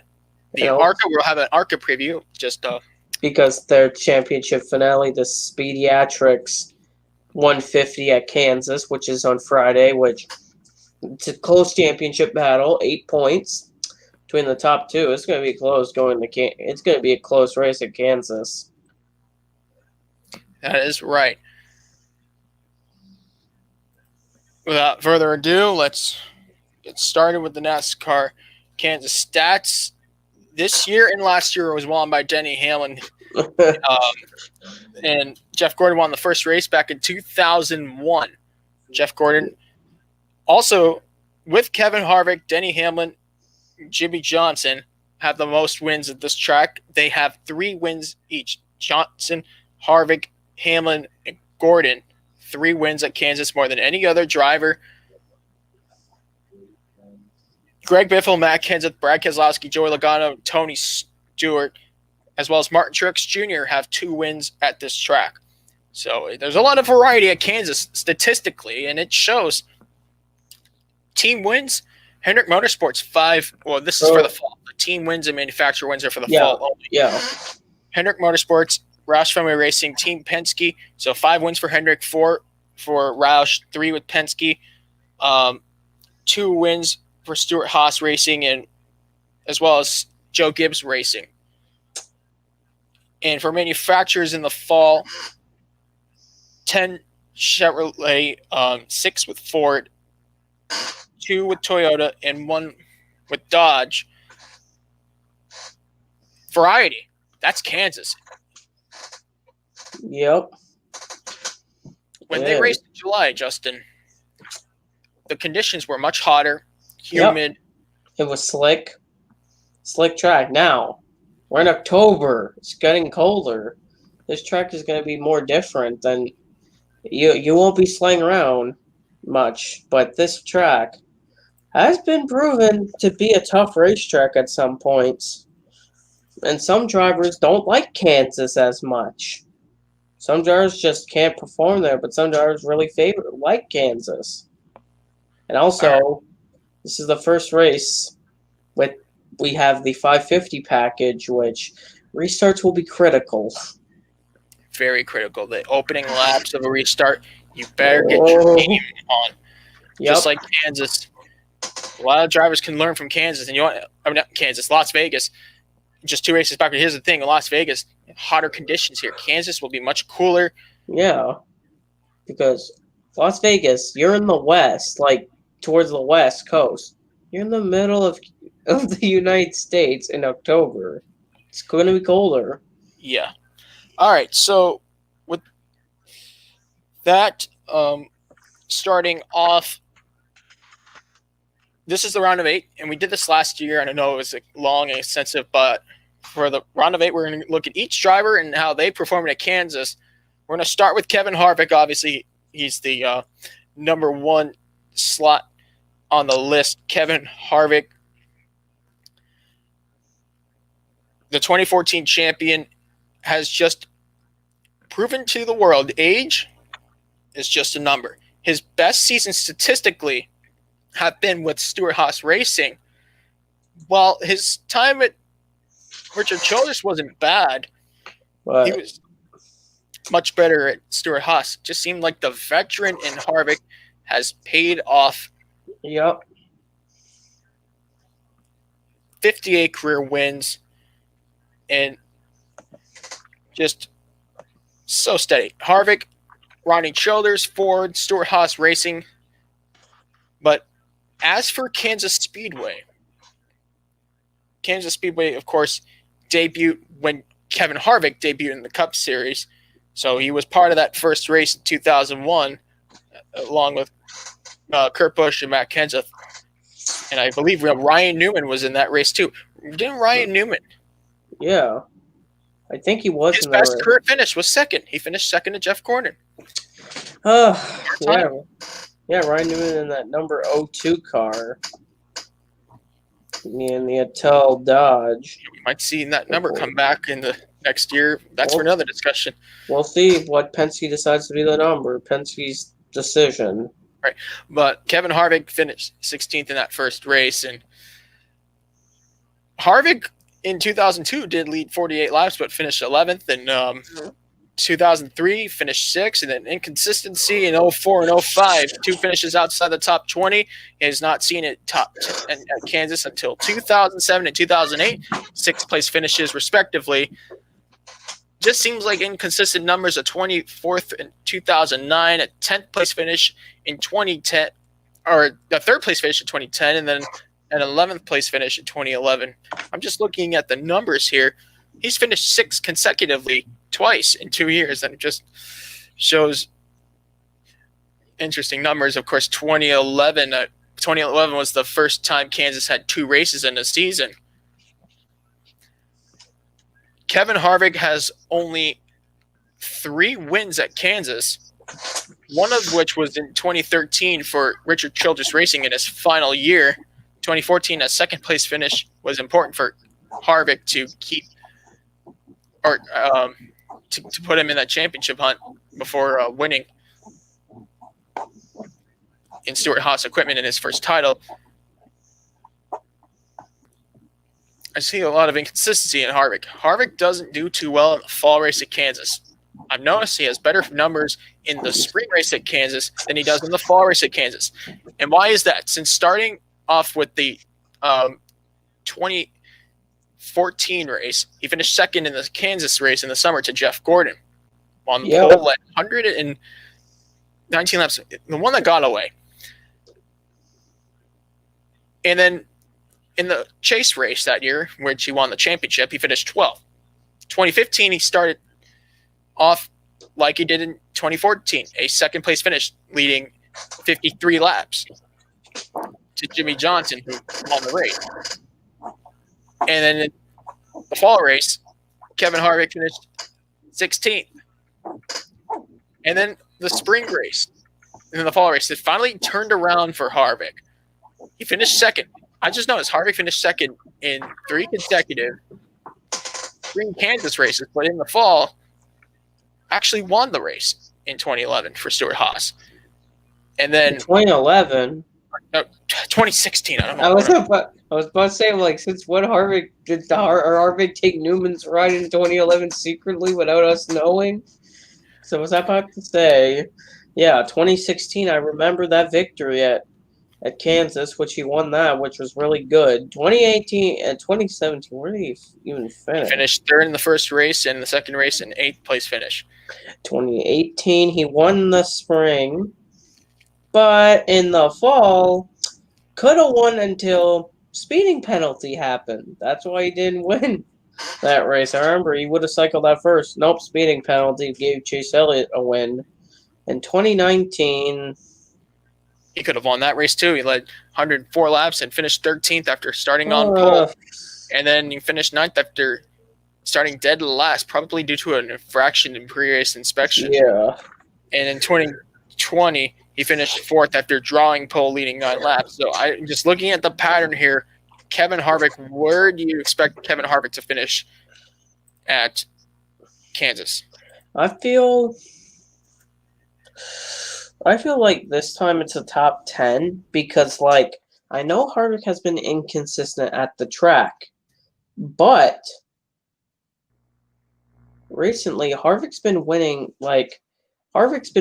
many races, and he's more consistent in the playoffs in 2020 compared to other years. I feel like he's going to bring the consistency and trying to get a top 10, getting a top 10 at Kansas.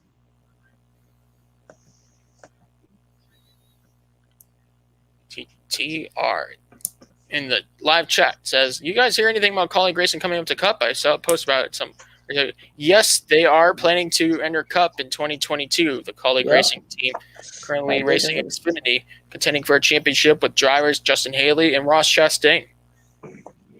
I feel like the thing about Harvick, I feel like he's going to get a top 10 at Kansas because this year he's more consistent in the playoffs compared to 2014 to 2019. I feel like he's going to continue the momentum because he's trying to get a 10th win in the season. He has 9 currently, but I feel like 9 wins. That's incredible. He's trying to get 10 wins this season. And you know what's incredible? Sorry to interrupt you, Justin. Kevin Harvick, 2014 he won 5 times and won the title. 2018 he won 8 races, including there was a point early in the season like, is anyone going to stop Harvick? Oh, yeah. Had that mindset. And Kevin Harvick picked up his 8th and final win at Texas, right? Yeah. Late in the year. Yeah. After winless after Michigan. But in this case, Kevin Harvick picked up 9 wins. His 9th win, round 29 at Bristol. Just great numbers. Yeah, his 4 car. Him and Rodney Childress. That 4 crew is really performing. All right. Let's move to the 2nd seed now and discuss Denny Hamlin at Kansas. Now, Denny Hamlin and Kevin Harvick are actually part of the 3 winners club, the winningest driver club, which, of course, is 3 wins shared by Jeff Gordon, Denny Hamlin, Kevin Harvick, and Jimmy Johnson, 2 of which are in this discussion here, the playoffs. Denny Hamlin is the best Gibbs driver right now. He has 7 wins, and Martin Truex Jr. has 1 win. So he is the best. And Truex could have won more, to be fair. Well, Truex has been inconsistent compared to Hamlin. He's been doing mistakes. And then the new crew chief too, James Small. And also adjustments having to be made in the new structure of the season. And also he's just been making mistakes like speeding on pit road, getting penalties, getting into accidents. That's basically why he's less consistent than his teammate Denny Hamlin, who he's minimizing the mistakes. All right, I'm going to pull up Hamlin's stats at Kansas. Hamlin ran 24 starts at Kansas, including one of his few appearances in 2005 before going full-time in 2006. basically, I'd say, quote unquote, trying out for Joe Gibbs Racing's their car before Labonte unexpectedly left the team. Hamlin started 7th. He qualified really well, but he did finish 32nd after falling 2 laps down. Same would apply. Hamlin would be a lap down in 2006. In fact, Denny Hamlin never saw a top 10 finish. Despite his success early in his Cup Series career, he never saw a top 10 finish at Kansas until 2009. Ooh. And during that time, he only led 2 laps, once in both 2008 and 2009 races. Jeez. That took a while. 2010, a 12th place finish actually kind of hindered him a little bit in the championship hopes that he almost, where he was to nearly beat Johnson's fifth consecutive title that season 10 years ago. Hamlin needed a good run in 2010. He didn't lead any laps. He started and finished 12th. It was just one of those races where you just couldn't do much with your car. I do remember that in 2011, he led 34 laps and finished 3rd, 2 spots behind Brad Keselowski, where Keselowski picked up his first of many wins for Penske. Yep. Denny Hamlin is 16th, and then his first win was 2012, the spring race at Kansas. He wouldn't see another top 10 until 2014 in the fall, a second in 2015 to Jimmy Johnson, and then again, just another streak of non-top 10 finishes. 37th.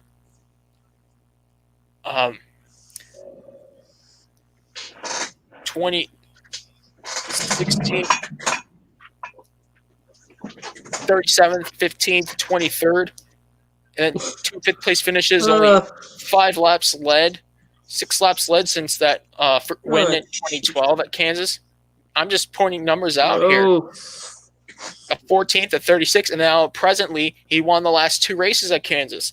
He had 153 laps in the first win, and then the next win this past July, he led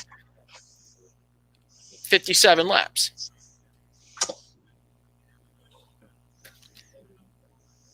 Where do you expect Hamlin to run at Kansas? For me personally, I feel like a top 10 like Harvick, but he's going to be running about 15th at one point, but probably be top 10 finish because Denny Hamlin has been consistent, but not compared to Kevin Harvick. Harvick's been more like Hamlin's had more DNFs than Harvick. Harvick's just like Hamlin. I know he has 7 wins, but like Harvick is still like a mile ahead of him. Like you've seen Harvick where he's like he has less DNFs than what Denny Hamlin has, which Denny Hamlin, I feel like he'll run a top 10 finish to prevail him to go to Texas. So, yeah, I feel like he'll run a really good, solid top 10. I expect the same thing, too, and especially for where he's seated, it's important to get as many stage points as possible. Now, on to the 3rd seed. Let's roll on to Brad Keselowski.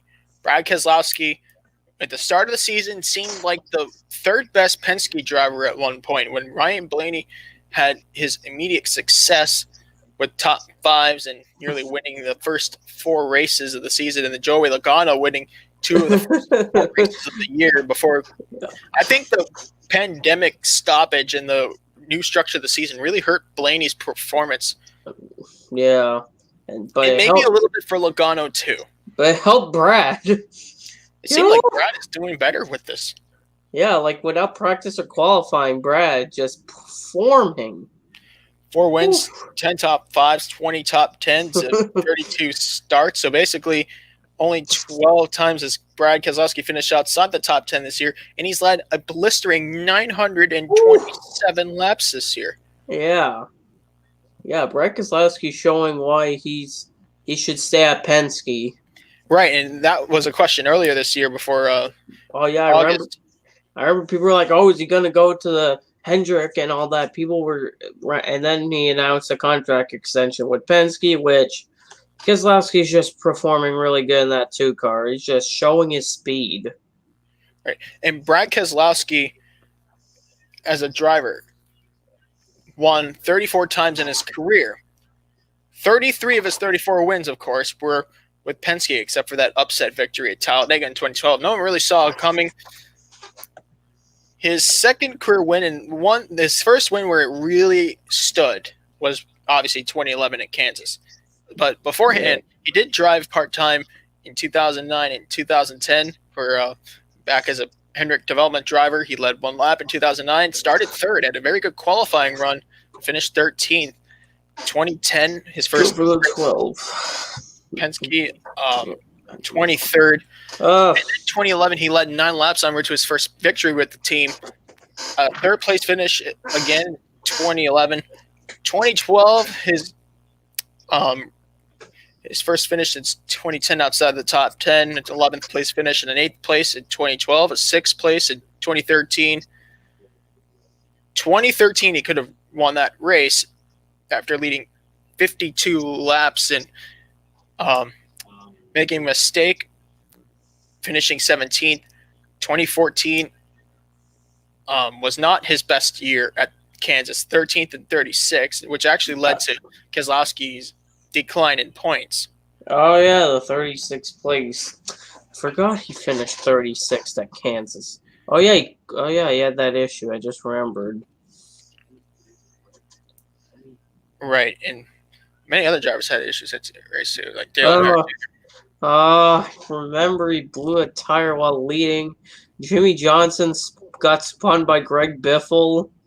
I remember then that weird incident that somehow that was funny. The wreck happened off turn 2, and somehow Justin Allgaier and Josh Weiss ended up spinning in turn 3. I don't know how they ended up getting on the other end of the racetrack. Interesting. Right.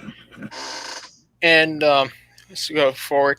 2015 pole and a 9th place finish. He led many laps at both the races that year, 7th and 9th in 2015. 2016 and 10th and 38th. Oh, yeah, I remember he got turned in the grass by Denny Hamlin in this fall race. Right. 2017, Keselowski finished 2nd. Good call.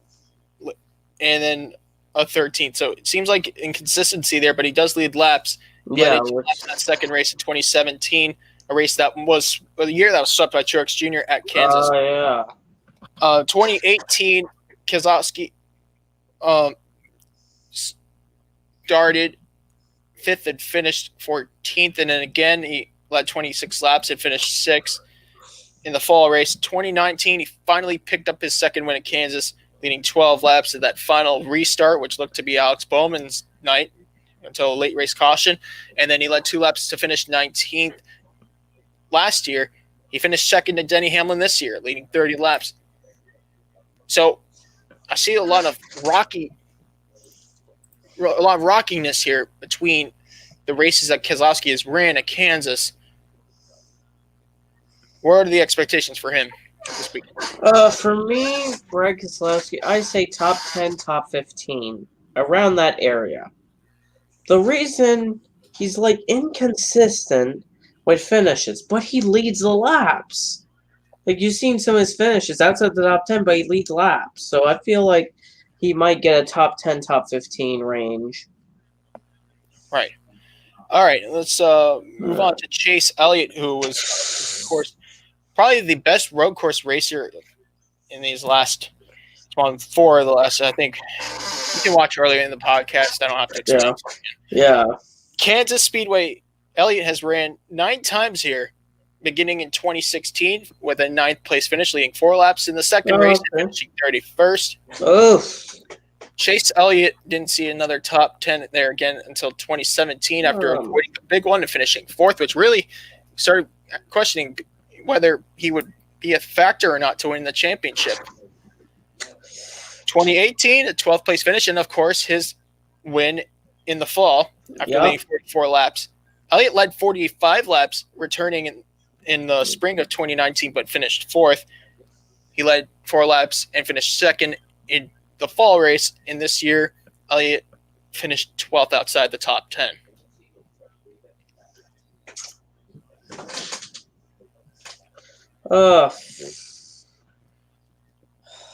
Chase Elliott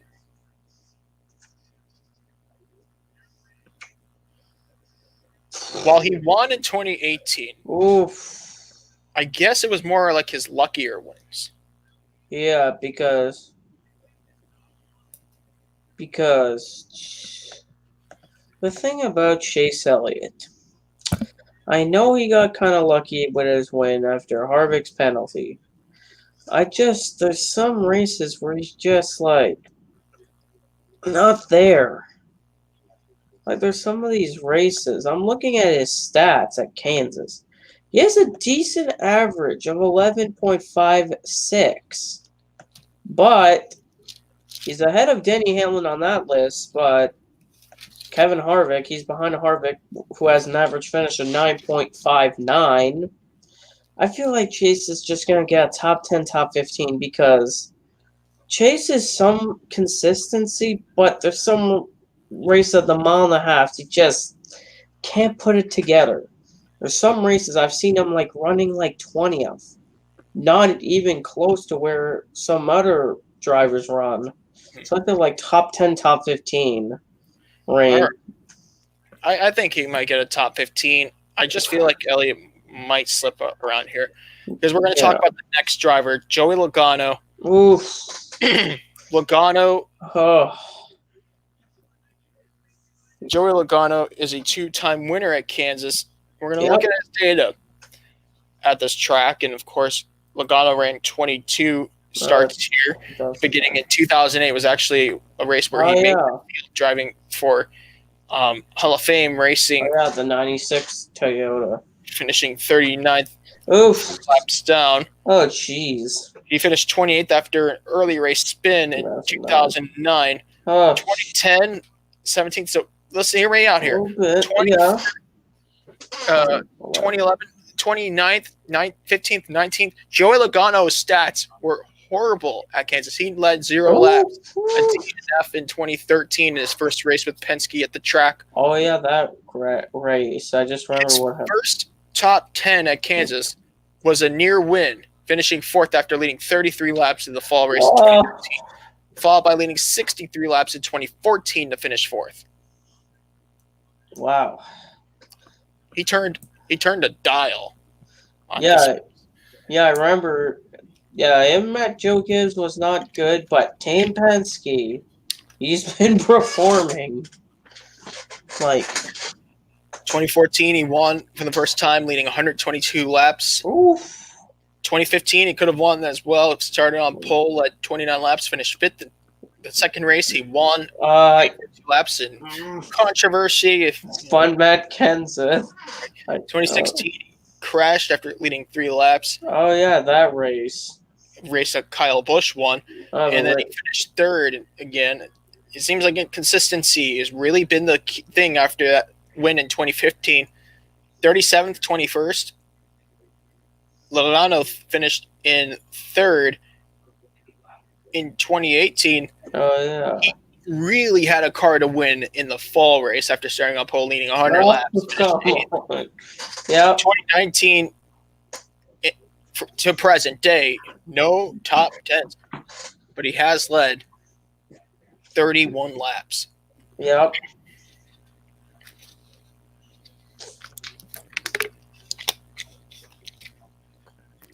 I feel like Logano is better at other mile and a half than Kansas. While he's won twice, we're in a different package.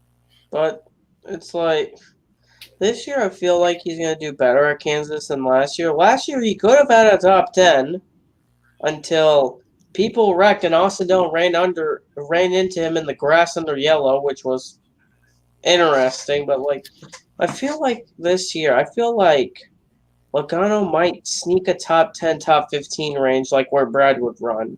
Because I feel like he's not going to be running like 30th. He's not going to be running with Corey LaJoie in them. He'll be running in the top 10, top 15 because he's led laps in there.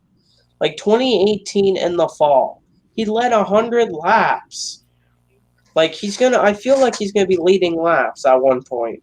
So I feel like he'll get a top 10, top 15.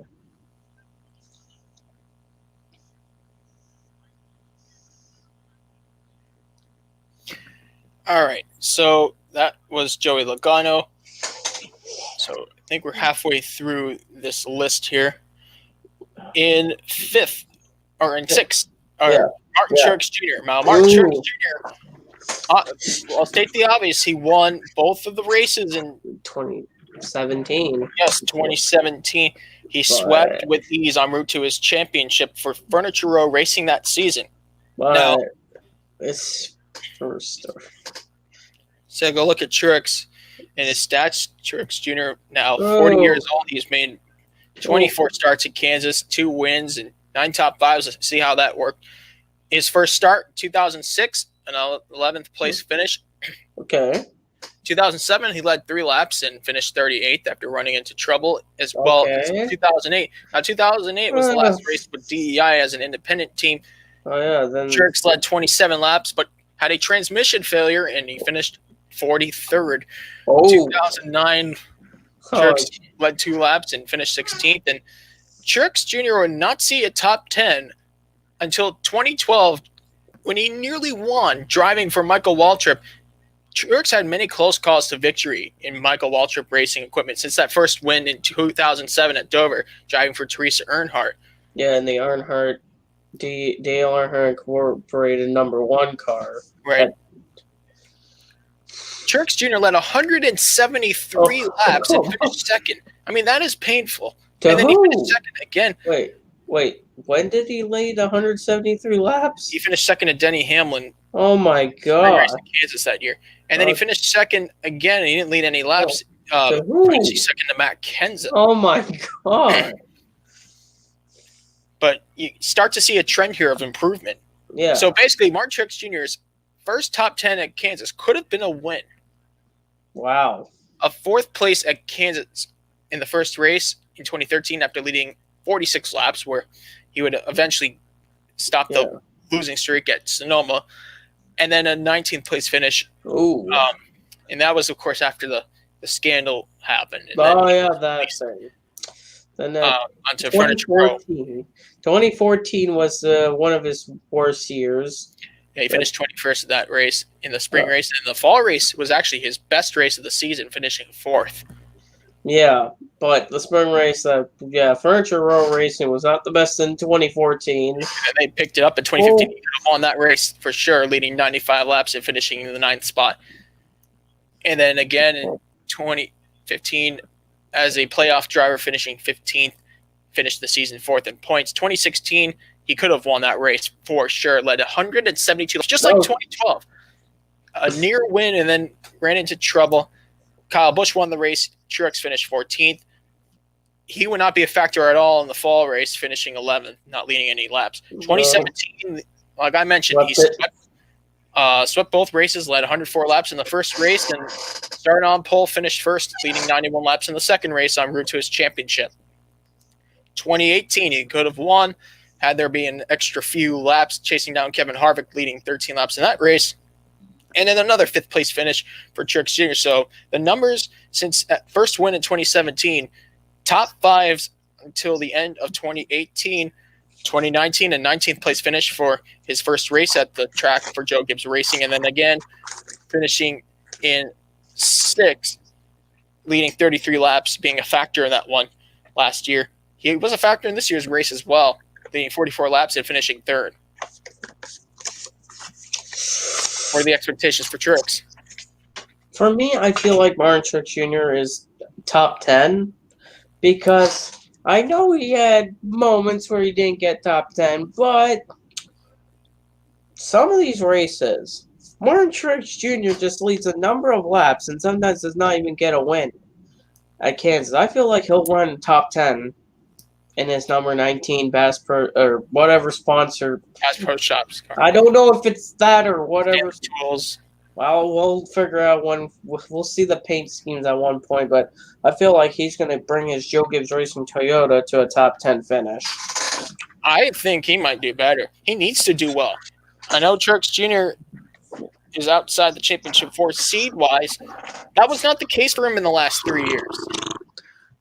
That was not the case for Truex Jr. at all. So he's in a different scenario. No Cole Pern this time. No practice, no qualifying. You start the race. The first time you go full speed in that car is lap 1 of 267. 267. Yeah. All right. So talked about tricks. We have 2 more jobs to cover. This might be a little faster. Just for 7th seed, Alex Bowman. For Hendrick Motorsports at Kansas Speedway.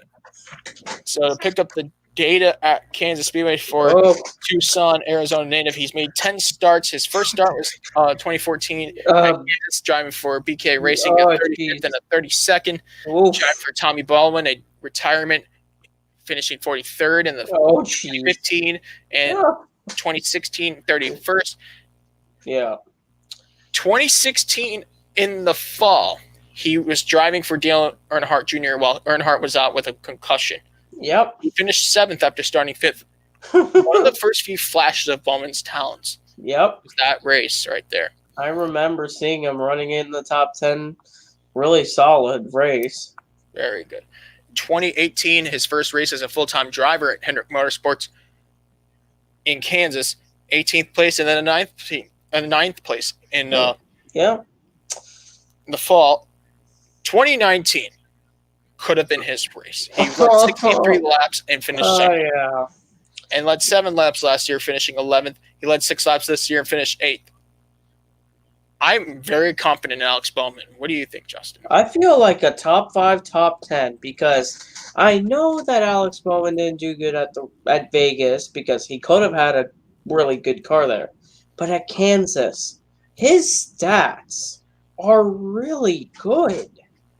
Like, if you see, like, he almost won the spring race. Like, I remember in the spring, I was sweating. I'm like, go, and then, the cautions didn't fell right. But, like, Alex Bowman, the 1.5 miles just suit his style. He won at Chicagoland on a 1.5 miles, which is also a D-shaped oval. Here, I feel like Alex Bowman will get a top 5, top 10. Like, I feel like Greg Ives, like, he prepares, like, the thing about Greg Ives, like, I feel like they prepare really good cars on 1.5 miles. Like, they just bring the best, like, one of the best cars on 1.5 miles. And he shows pace. Ooh. I remember when he led those 88 laps to his first win. But then Auto Club, which is a little bit bigger track, he dominated that race. And Kansas this year was not the best start. But I feel like one thing that Alex Bowman is recently, Alex Bowman's been good at Kansas in the fall, in October. He's just been consistent in October when every time they have the fall race in Kansas in October, he's just in that top 10. So I feel like he's going to get a top 5, top 10 with that number 88 Chevrolet. Right. All right. And lastly, the most experienced driver at Kansas, aside from Kevin Harvick, is Kurt Busch. Kurt Busch, of course, 2001 was part of the inaugural race at Kansas. We're going to look at his numbers at Kansas Speedway. He does not have any wins, but 4 top 5s, 12 top 10s, a pole, and 270 laps led. So his first race driving for Jack Roush at the time, Roush Family Racing, finishing 9th as a rookie in the inaugural Kansas race. Finishing, and now it gets a little bumpy. 2002, 2003, 31st and 40th. Led 1 lap in 2004 to finish 6th.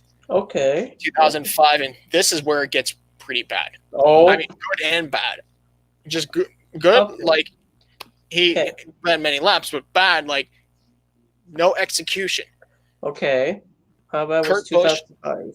2005, and remember, this was before the controversial situation that happened off track in Phoenix, where he got booted out of a ride from Roush and moved to replacing Rusty Wallace and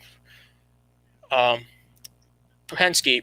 Busch finished 14th in 05, 2006, 25th, and then 2007, he had a car to win. Kurt Busch led 76 laps and finished 11th. Oh my gosh. Right. 2008, a 30th place finish. 2009, 11th.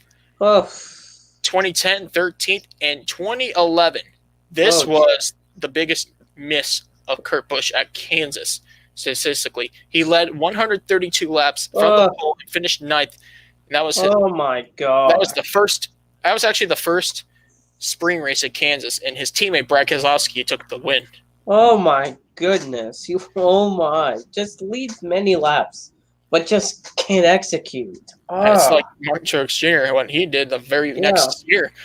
And then his final race at Penske at Kansas, the fall race, he led 6 laps and finished 13th. And Busch had a shot to win the title at one point of the chase that year, but then he faltered through. And then after a controversial situation, he was removed from Penske team. And then driving for James Finch, he finished 17th in his only appearance for the team there. And then the second race was his first race at Kansas for Furniture Row. He finished 25th and then a 15th.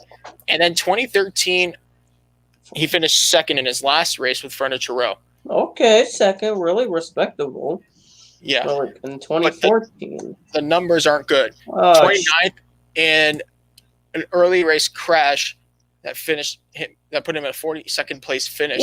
Stewart-Haas Racing in 2014. Wow. 2015, the numbers seem fine. He finally has some top 10 finishes consecutively. That's never happened to Kurt Busch before at Kansas until 2015 when he finished 8th after leading 20 laps, and then 6th for Stewart-Haas Racing. 2016, Kurt Busch finished 3rd, and then the inconsistency started again. 13th and 19th, 2016 and 2017. He finished 2nd in 2017 to Martin Truex Jr. after that chaotic race at Kansas. That finish, that race where the big one happened. Yes, 2018, Kurt Busch started and finished 8th in his final race for Stewart-Haas Racing at Kansas. He finished 18th in 2018. Then 2019. Now, 2019, it's actually starting to get good again. Kurt Busch led 7 laps, finished 7th in the first race, and then finished 4th in the second race. Okay. And he finished 9th in this one. So Kurt Busch, like he did in 2015 to 2016, actually finished consecutively in the top 10. That never happened until 2015 at Kansas for this driver. I feel like Kurt Busch, where I would place him, is in the top 10. Just Kurt Busch. Like, I know Stewart-Haas didn't do too well at Kansas, but with Chip Ganassi, he's showing his speed in that car at the mile-and-a-half program. Kurt Busch has just been there at the mile-and-a-half. So I feel like Kurt Busch will get a top 10 at Kansas in that number 1. He won the last mile-and-a-half race at Las Vegas at home. Yeah. All that adrenaline. Yep. Expect something great from Kurt Busch. Yep. But who is going to win the race? Okay, I got my stats right here for my driver. This driver has ran. I'm looking at the all active drivers. He has the most rate. He and another driver have 29 races here.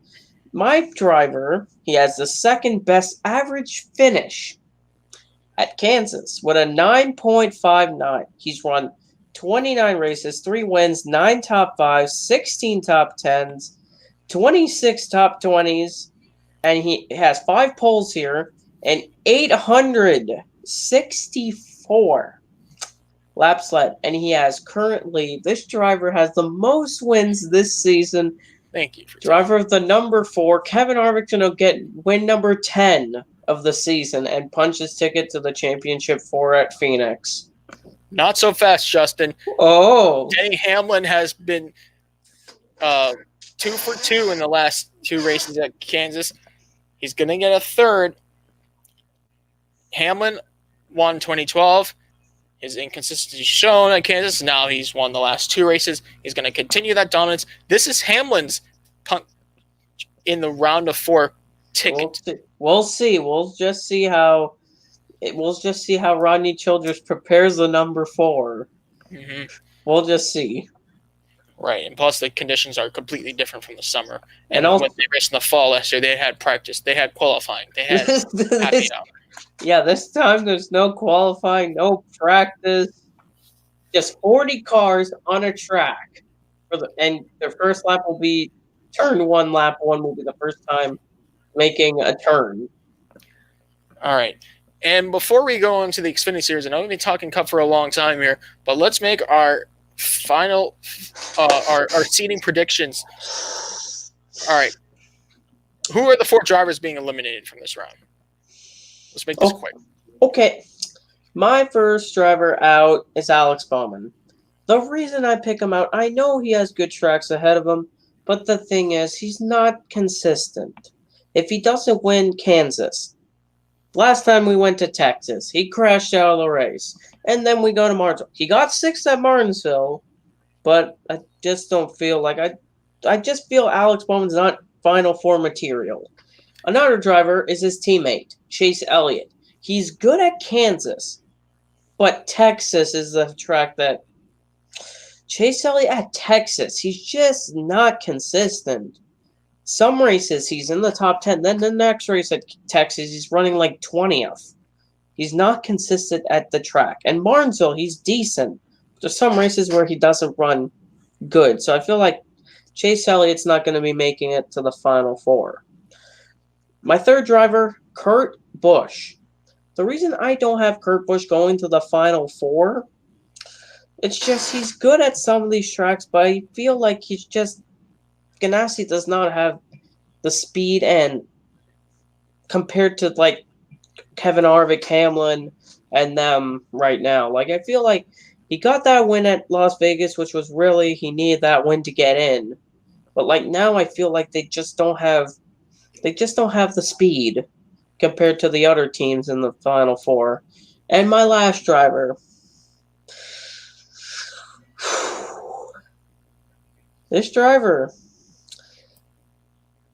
he is currently 4th points. He's 5th in points, but I feel like he's not going to make it in. Joey Logano, I just feel like he's not going to be consistent in this round. I know he has good tracks in there, but I just feel like he's just not performing. Like, his round of 12 was just, a couple decent races, but I just feel like he's not going to be too consistent. He's not going to be consistent enough to make it to the round of 4. All right, Justin, I'm going to make my 4 elimination drivers predictions. The first driver I see getting eliminated is Kurt Busch. As I mentioned, his stats at Kansas are rocky.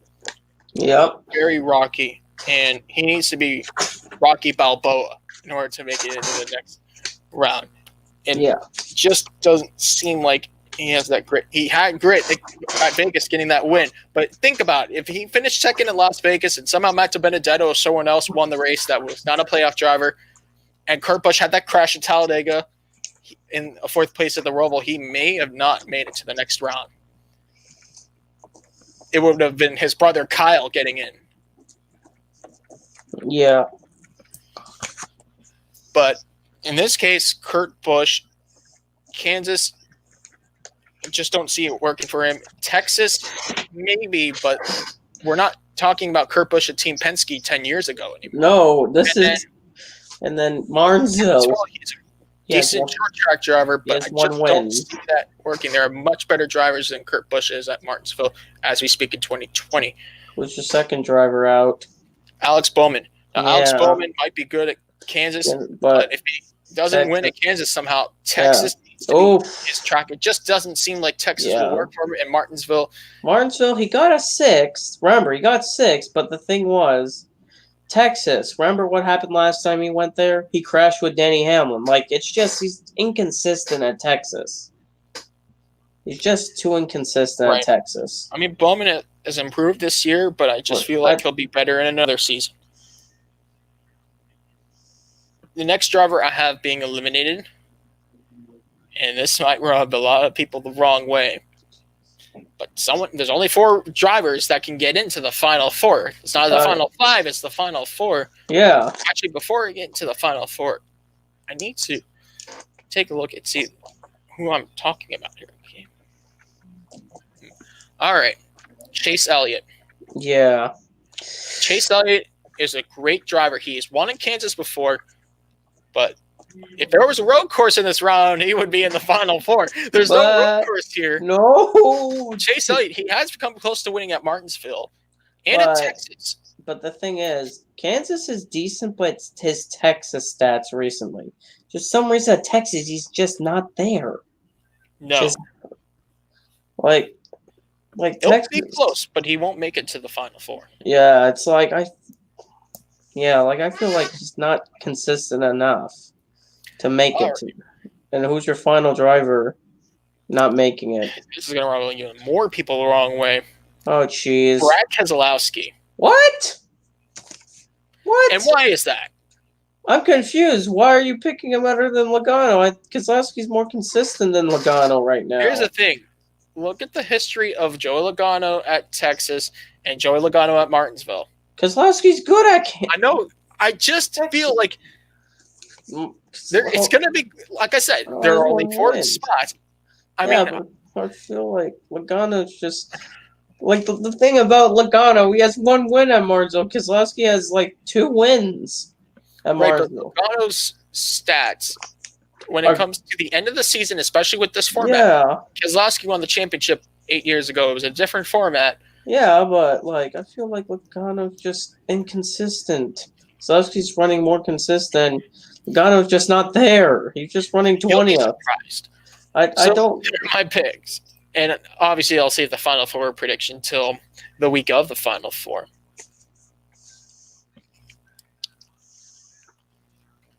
With that,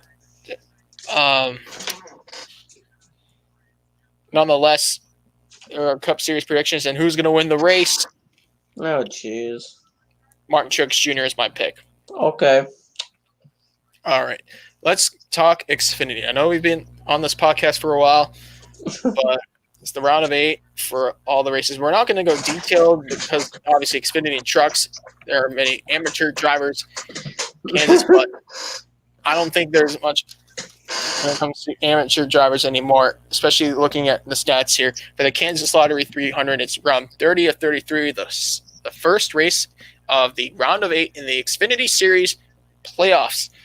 Brandon Jones won this year and last year, and the first race was held at this track in 2001. The winner, Jeff Green.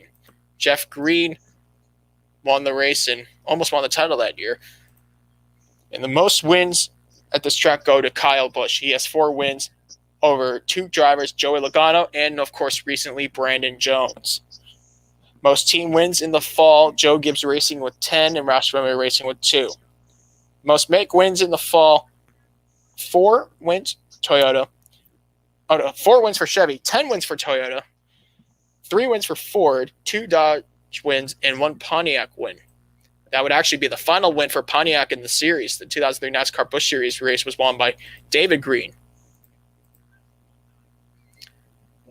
So there are numbers. I gave you numbers.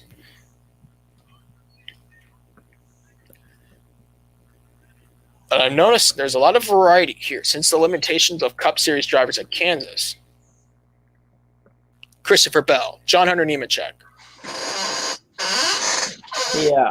Or even other cases, Matt Kenseth, Ricky Stenhouse Jr., Brad Keselowski, Denny Hamlin, Joe Nemechek, Casey Kane.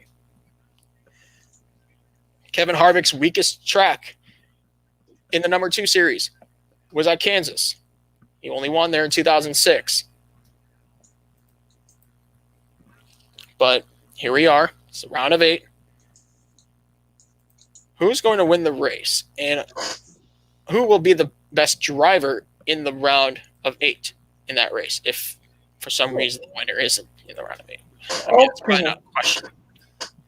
I'm just looking through the stats right now.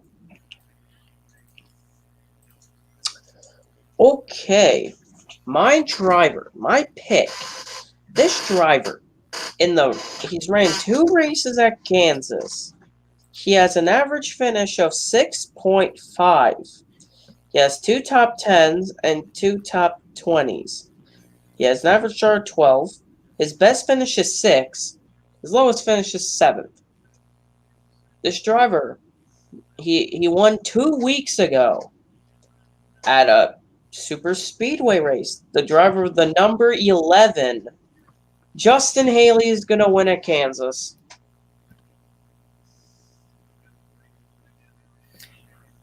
Justin Haley. Yeah. Justin Haley might be good at Kansas. I think the other Justin here, and his last name is Allgaier, will win at Kansas because I feel like experience, but it's consistency. If he's inconsistent, consistency.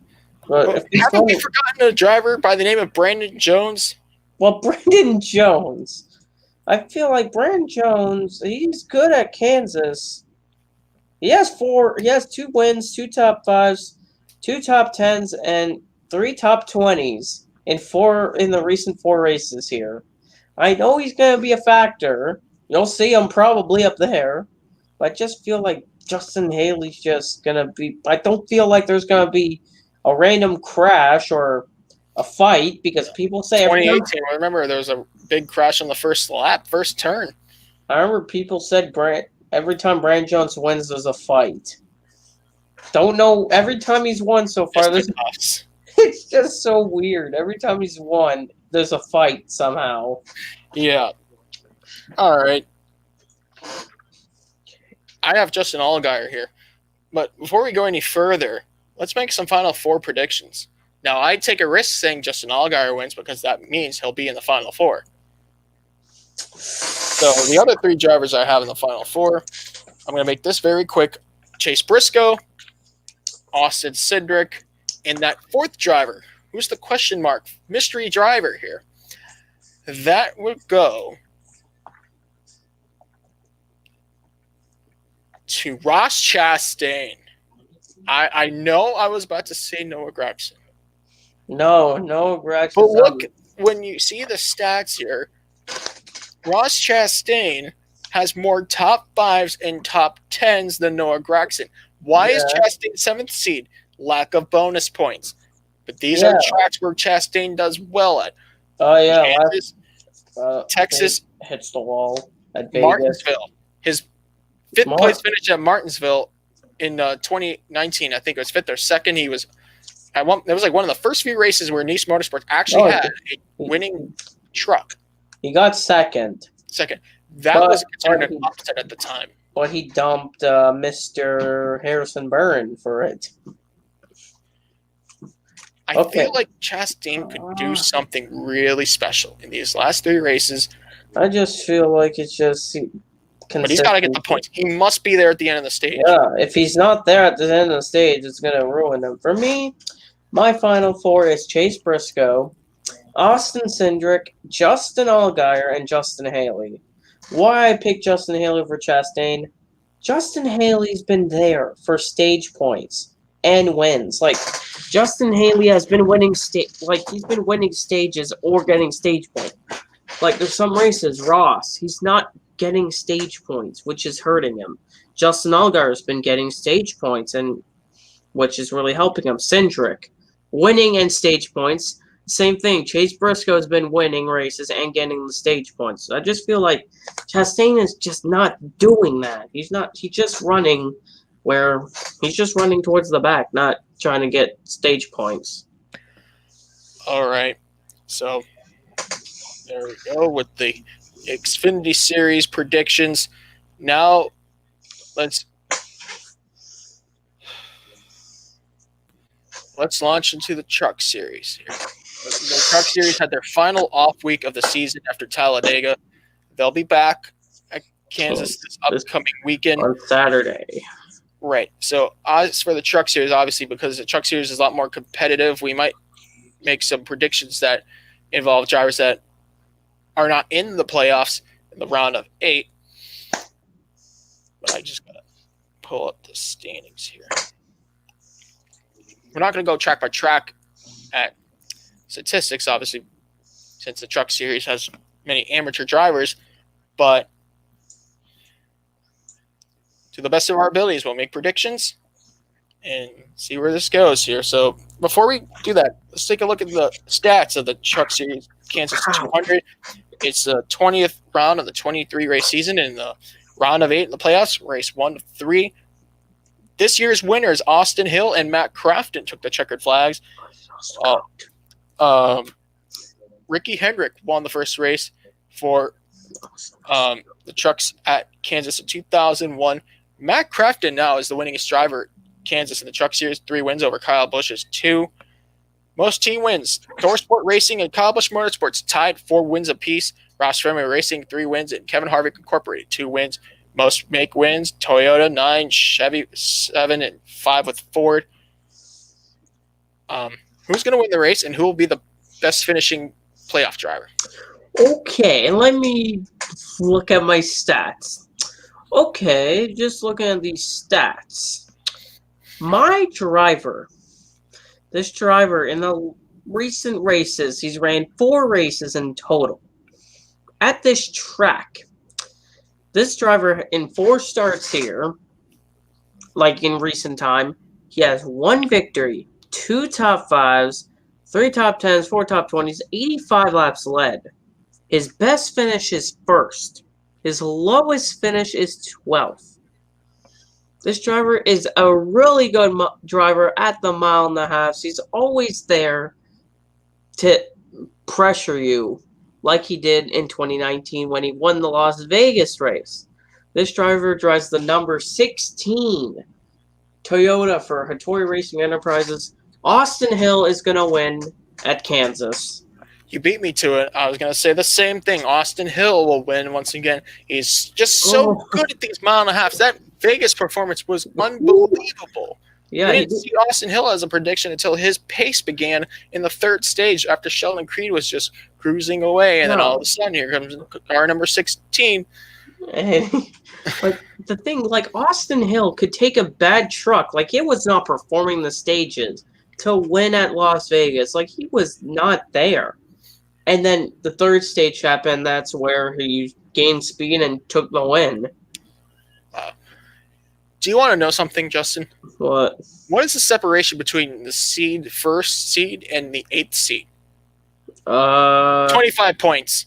Okay. This is not a guarantee for any driver to be in the Final Four. Kansas, Texas, Martinsville, 3 different tracks in the aero package at Kansas. Texas, you better be mistake-free here. No damage or no nonsense. Yeah, Martinsville. Like, Tyler Ankrum can't pull a Tyler Ankrum, and Zane Smith can't make contact with Brett Moffitt. They don't want to do that. Like, the last time we went to Kansas when they made contact or Sheldon Creed hitting the wall and getting damage, it's like the last time we went to second Kansas. Race at Kansas this year. The first Derby. Like the first race, it's just all clean. Second race, people kept crashing. It's like, how many trucks are going to be left? It's like when the 2017 race at Kansas for the Cup Series happened in the chase. That big one on the backstretch. All right. So, like we did with the other 2 series, let's make our Final 4 predictions. So, as we mentioned, Austin Hill wins the race. That would punch his ticket into the Final 4. Who joins Austin Hill? I know. I'm still okay. I got my second driver somehow. Wait, I have my second driver. Wait, I'm confused. I think he's in. He is in. Okay.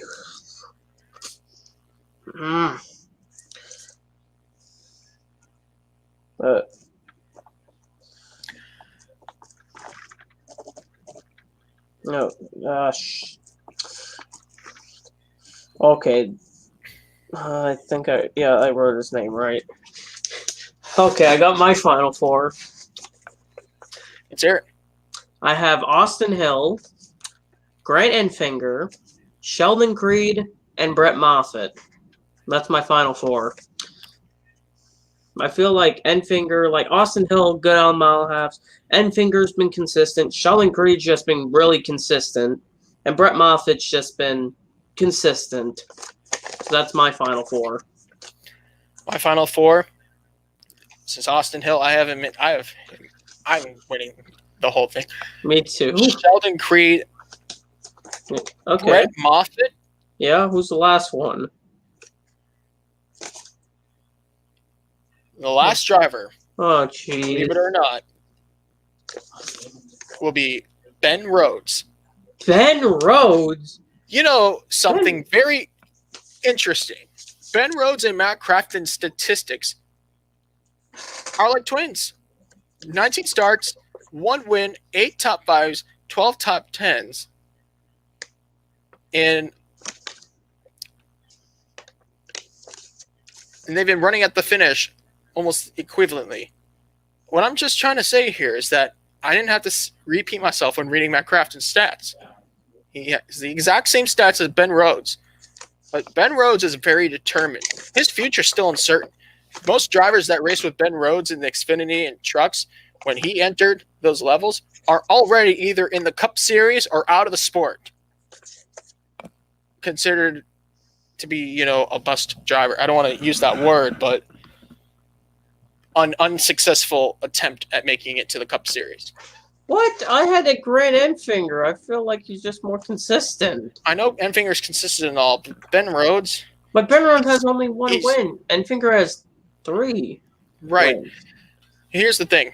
Ben Rhodes is pretty good at the short tracks, I know. Yeah, but then you have Kansas and Texas. Kansas, he almost won in 2017 until the engine gave way. But Texas, the thing is, there's Enfinger's just better on the mile and a half, which really helped Enfinger's case. Right. But and he's good at the short tracks, so Enfinger's just good at all 3 tracks. Ben Rhodes is good at Kansas and Martinsville, but Texas is the issue for Ben Rhodes. And why Brett Moffitt? I had Brett Moffitt winning the championship when the season started, but then when this pandemic happened, it seems like Austin Hill has been better than Moffitt. Consistent-wise, that's why I have Austin Hill winning it. I also have Austin Hill. Austin Hill, nobody expected Austin Hill to be just consistent. He's just so consistent. He let me just check a stat. Go ahead. Checking Austin Hill stats for this season. They are impressive compared to many other seasons. Austin Hill has 2 DNFs. In 19 races, he has 2 DNFs, so he's finished 17 races. When you have that type of stats, how many... He has an average in 19 starts this season. He has 2 wins, 9 top 5s, 15 top 10s, 2 DNFs, average start of 5.3. He has an average finish of 8.2. He's completed 2,486 laps out of 2,553, 97.4% laps, and he's led 334 laps, which is really impressive. And this season, he has 15 lead lap finishes out of 19 starts and 2 DNFs. That is really that's a really good stat to have for Austin Hill. He's just so consistent, which he's just ranking the consistency in that number 16. Right. Now, Brett Moffitt, on the other hand, is good, but not as good as Sheldon Creed. Oh, Sheldon. Sheldon Creed will be number 2, not number 1. I think he's Creed second. Win at Texas. That's a kind of Sheldon Creed track, and Martinsville might be his place. Yeah. He won the road course in Daytona. No one saw that coming, did they? Sheldon Creed. I know people criticize him for his move on Todd Gilliland at Gateway. But other than that, Sheldon Creed 2019 didn't win a race. 2020, Sheldon Creed's just there every week. He's so consistent compared to his teammates. You just see that number 2 truck just there battling. Sheldon Creed, he doesn't give up. Remember at Vegas when he hit the wall, people he's done. He was closing on Austin Hill again after hitting the wall. That was really impressive, trying to catch to Austin Hill again. He was really trying everything to get the win. All right, so there's our predictions. And before we'll talk the Bathurst 1000, let's go ahead and discuss sports cars. There's one sports car event we are going to discuss for this weekend, and it is held in Road Atlanta at at a track in a race called Petit Le Mans. Petit Le Mans is in French for Little Le Mans, and was designed by Panos, Don Panos, the entrepreneur. I just sent the entry list. Thank you. Ooh, I just saw Scott Dixon's in the 10 car. All right. I just got to see some of the stats here, and I'll read off the stats for the Montreal Petit Le Mans at Rhode Island. It's a 10-hour race. The first race was held in 1998, won by drivers Eric Van Nepeuille, Wayne Taylor, and Emmanuel Collard, driving for Doyle Rizzi Racing in a Ferrari 333 SP prototype. In 1998, the inaugural Petit Le Mans had only 31 cars racing overall, but it was the start of a tradition in sports car racing. The overall winners statistics for drivers, most wins, Bernardo Capello, 2000 to 2008, 5 wins. That's for any driver over Alan McNish. Alan McNish, 4 wins.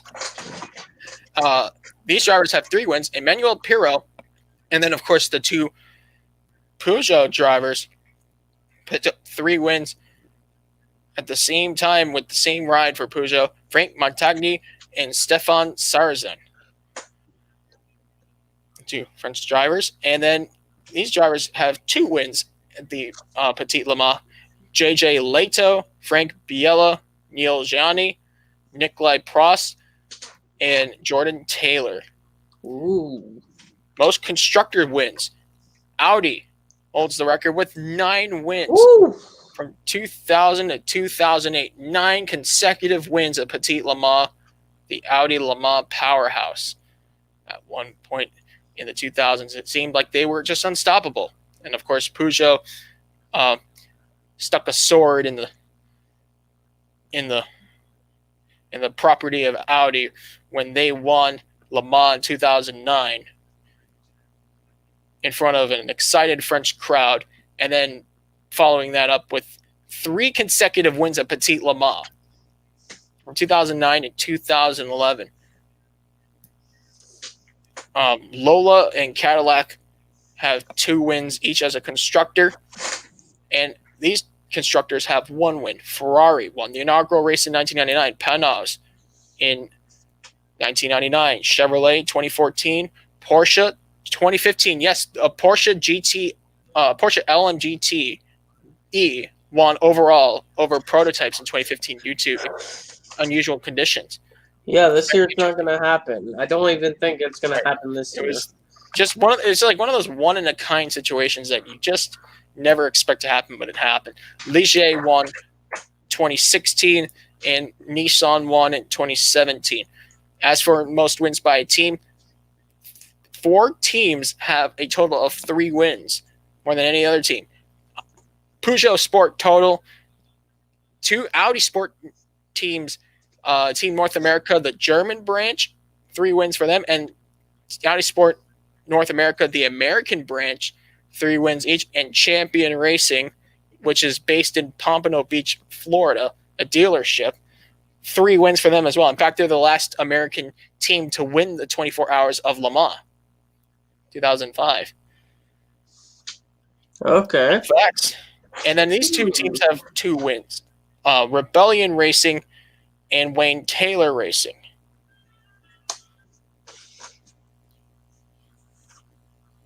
So stats are there, and the entry list is up. 31 cars will be racing overall, especially since the other series, are not racing. The LMS drivers will be back. The prototypes are back in the U.S. The DPI category 8 entries overall. The LMP2 class will return 4 entries. GTLM will have 6 entries, and GTD will have 13 GT3 cars racing for class honors. So let's start with the DPI. Okay, my pick for the DPI class. This team, they're just good at these endurance races. And this driver lineup, they don't have they have the same drivers, except they only have 3 drivers this time. They did win the opening race of the season at Daytona. My pick is the number 10 Konica Minolta Cadillac DPI VR, driven by Ranger Vanderzand, Ryan Briscoe, and Scott Dixon.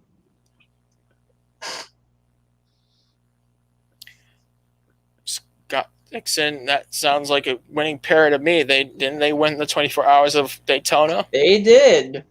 That's right. But here's the thing. Oh, experience might be the better deal. Oh, they won at the 6 Hours of Atlanta.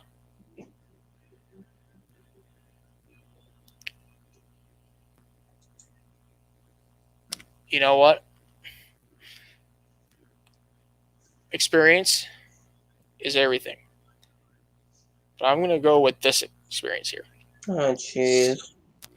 The JDC Miller Motorsports Mustang sampling entry. Number 5. Sebastian Bourdais, Trisha Vautier, and Loic Duval. Okay. Yeah. They do have a lot of experience. Is really a good key.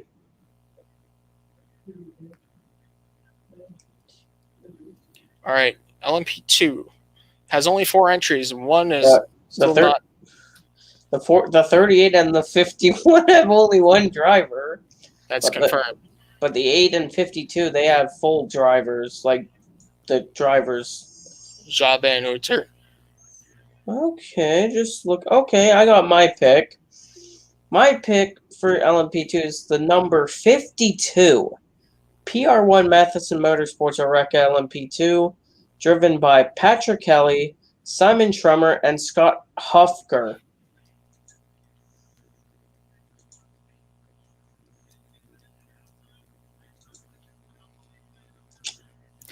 All right.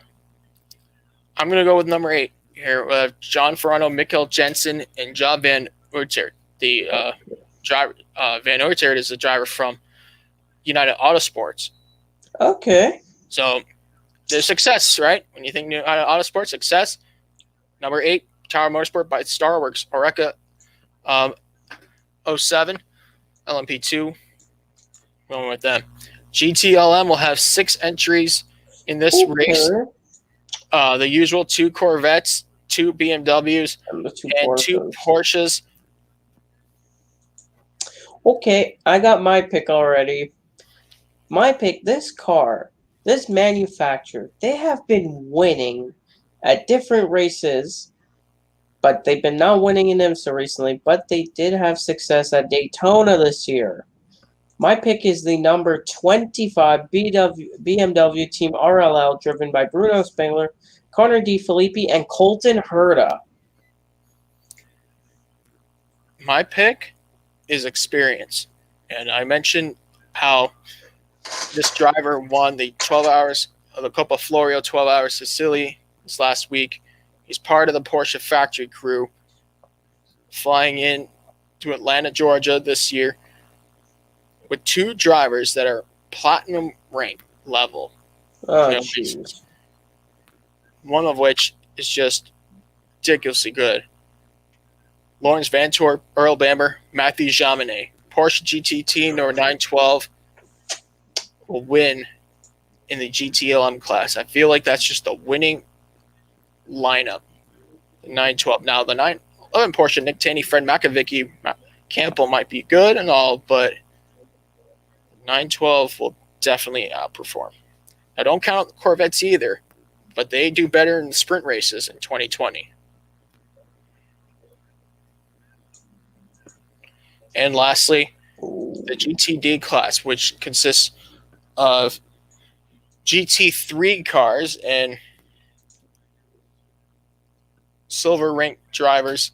I know actually they do platinum and gold rank drivers, bronze. I think you have to have a certain combination, but nonetheless, GT3s for the GT Daytona class. Who do you have winning this one? Okay, my pick for GTD. This team, they have experienced drivers in this car, and they're the only Mercedes in the field. My pick is the number 74 Riley Motorsports Mercedes AMG GT3, driven by Gar Robinson, Lawson Auschenbach, and Ben Keating. All right. My pick for the GT Daytona class will be Audi. The number 30 Team Hardpoint Audi R8 LMS GT3. You have Andrew Davis and Rob Furiel. Yeah, two drivers there still new to the sport. And there's Marcus Winkelhock. That's where I feel lap times will be set. He's probably going to qualify in that car and put out the fastest laps in the Audi. I think it's the only Audi entry as well. Yeah, it's the only Audi. Yeah, the others are Lamborghini. There's one Porsche. There's two Porsches, 16 and the 9. Two Lexuses. Two Aston. One Aston. Paul Miller Racing. I just realized they're racing. A couple Acuras in there. A BMW. Yeah, they're the only Acura. They're the only Endurance Cup will be a factor. That'll be the third of 4 races in the Michelin Cup, and in the season will be round 9 of 11. Yep. That said, I think that's it for discussion on sports cars. And our last topic. Yes, we exceeded 3 hours. Yeah. Yeah. I know it's a lot for some people, but this is the Bathurst 1000. Bathurst 1000 is the final race of the 2020 Supercars Championship. It's round 31 of 31 and week 11 of 11 of the season. Last year's winners were Scott McLaughlin and Alexandre Premont for DJR Team Penske and Ford Mustang GT for the win. So the Bathurst 1000 has many phases of the event. Yep. In 1960, the first race was actually won by John Roxburgh and Frank Cohen in a Vauxhall Cresta. It was actually ran in Phillip Island. The Phillip Island 500 was ran from 1960 to 1962. Yeah. 1963 was the first Mount Panorama 500, a 500-mile race at Mount Panorama, won by Harry Firth and Bob Jane. They drove a Ford Cortina Mark I GT to winning that race.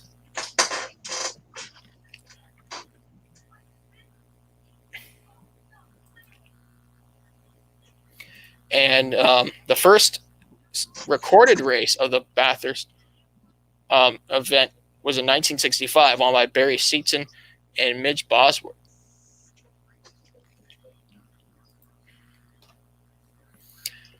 So all the stats are from 1965 present. The most wins, Bathurst, no question, Peter Brock. And I forgot to mention their first 1,000-kilometer race was held in 1973. Okay. Peter Brock has the most wins of 9 from 1972 to 1987. The King of the Mountain is his nickname, and for the right reasons.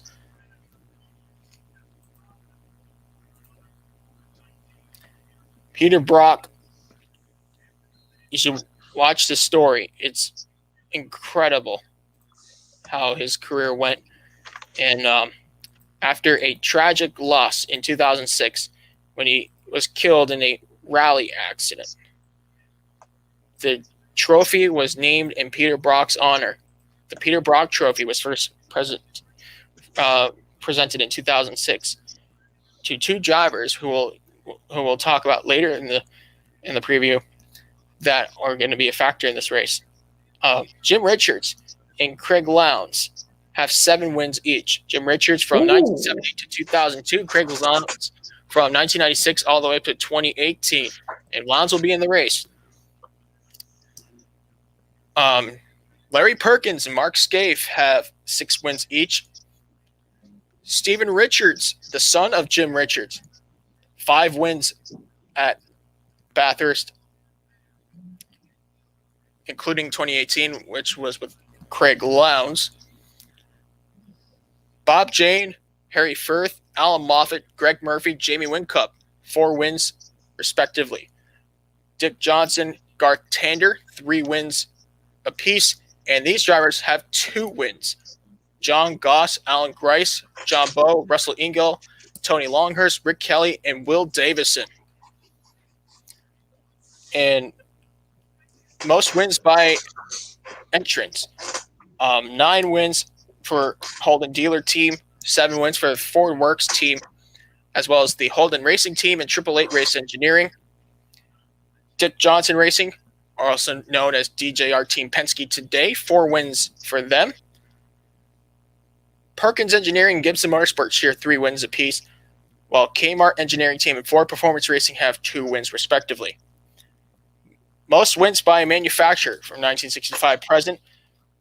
Holden with 33, Ford 21, Nissan with 2, and these 3 manufacturers, Jaguar, BMW, and Volvo, have 1 win apiece. 3 manufacturers in total. Pole positions. The record, Peter Brock, 6 poles over Mark Scaife, 5 poles, Alan Moffat, 4 poles. The lap record was in 2019, Chaz Mostert, at 2 minute, 3 second .7897 held last year in 2019. By makes, for poles, 24 Ford over 23 Holden, Nissan, 3 poles.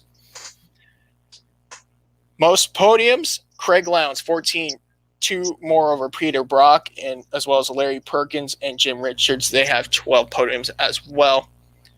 The race record was held by 2018 for the longest race record, 6 hours, 1 minute, 44 seconds. Obviously, 161 laps, the race distance. Craig Lowndes, Stephen Richards, and the Holden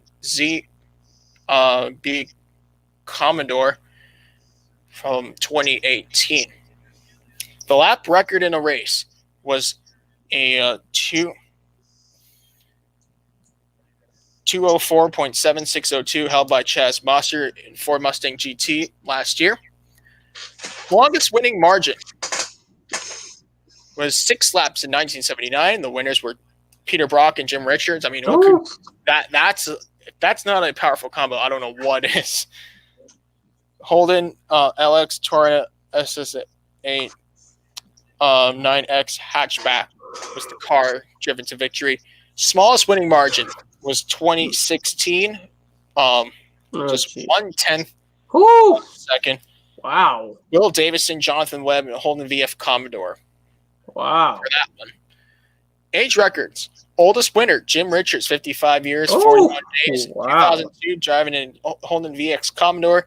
Youngest winner, literally just a year later, Rick Kelly, 2003, age 20 years, 268 days. Rick Kelly drove a Holden VY Commodore to the win in that Bathurst 1000. All right. So you see the entry list here. Now, yep. There are 25 cars in the event. And here's a fun fact. For the first time since 1964, all drivers are either from Australia or New Zealand. Wow. And that mostly has a thing or two to do with the travel restrictions that Australia has put in place. They've been very strict,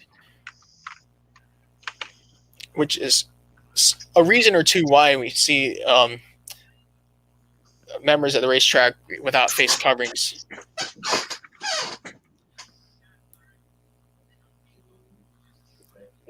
I'm just looking at the entries here. Bryce Fullwood, Kirk Kosecki. See, okay, this is powerful. Gary Rogers Motorsport is back. They're a wild card entry with Valvoline and LCMT Plus as a sponsor. Young drivers, Jaden Ojeda and Tyler Everingham are going to drive the car.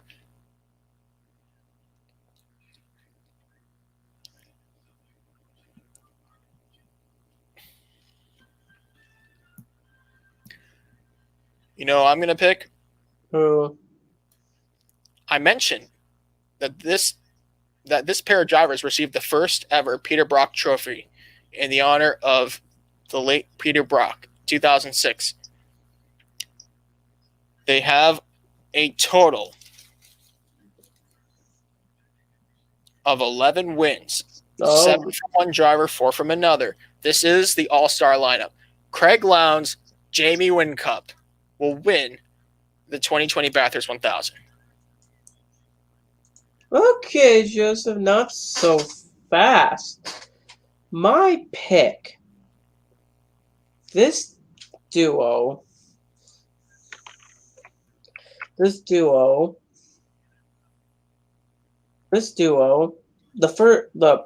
One of the drivers has 3 wins and 5 podiums at the Bathurst 1000, while the other driver has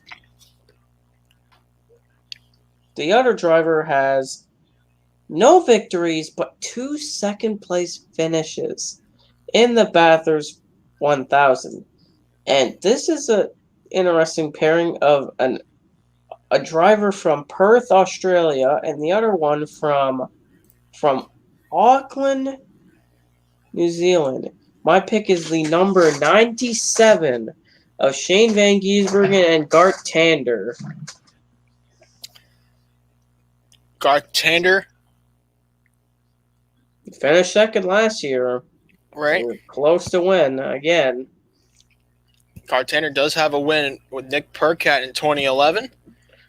Yeah. And Shane Van Gisbergen is one of the best drivers to never win the Bathurst 1000. He's pretty much the modern-day Marcus Ambrose. Like, I'm just looking here, like in 2000, Garth Tander won his first Bathurst 1000 with co-driver Jason Barguana. Oh, I forgot about that. In 2000. 2009, he won with Will Davison. And then 2011 is his recent win with Nick Percat. And his best finish recently has been the second place last year. Why did I think he won once? No, he won 3 times the Bathurst 1000. Wait, Joseph, you said you forgot they won 3 times. You even said they won 3 times. I know. I guess you forgot he won 3 times. But I must have been thinking about another driver. Maybe one like Paul Dumbrell. Yeah.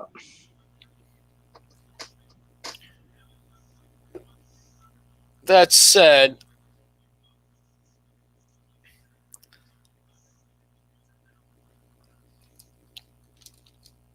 this is also, I just remember, this is the first Bathurst 1000 since 2012, only to feature Holdens and Fords. Yeah. Yeah, Nissan's not in the Bathurst, is not in supercars anymore. No more Nissan, Mercedes, no Volvo. Yep. It's just Holden and Ford. Yep. Now, before we end this podcast, I'd like to shed a light on a topic that has been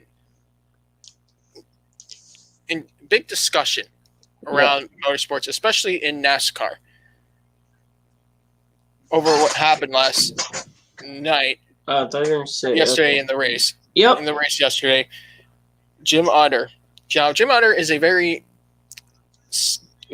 decent reporter for motorsport.com. Yeah.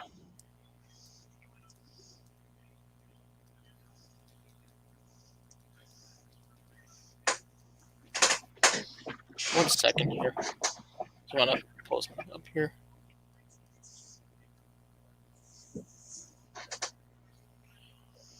Jim Utter has been working for NASCAR for quite a while on motorsport.com, which motorsport.com, if you're unfamiliar, covers motorsports in all kinds of forms. All of the situations that you see in motorsport, you just go on motorsport.com. It's like the encyclopedia of motorsports.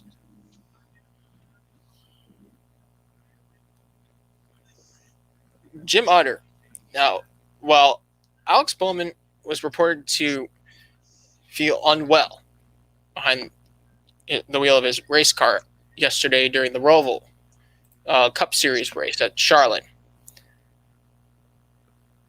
Alex Bowman led 2 laps and finished 8th after starting 5th. Jim Utter tweeted #AnxietyAlex multiple times. Anxiety Alex takes the lead. Anxiety Alex loses a spot. I know he tweeted the #AnxietyAlex 3 times, and it caused an angry reaction amongst fans, especially Twitter, knowing how Twitter reacts to situations. Oh, jeez. Now, this is important. Mental health in 2020 is something that we need to keep track of. How much is too much pressure in the season? All the schedule changes and everything that's happened. And I'm not taking anything away from anyone who may have an anxiety disorder,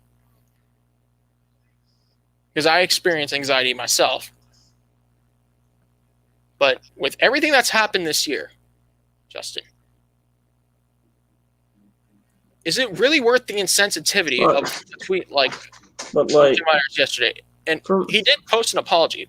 Go ahead. But for me, it's not just the thing about his anxiety. There was another reason he had it. The damage. That damage was affecting the car.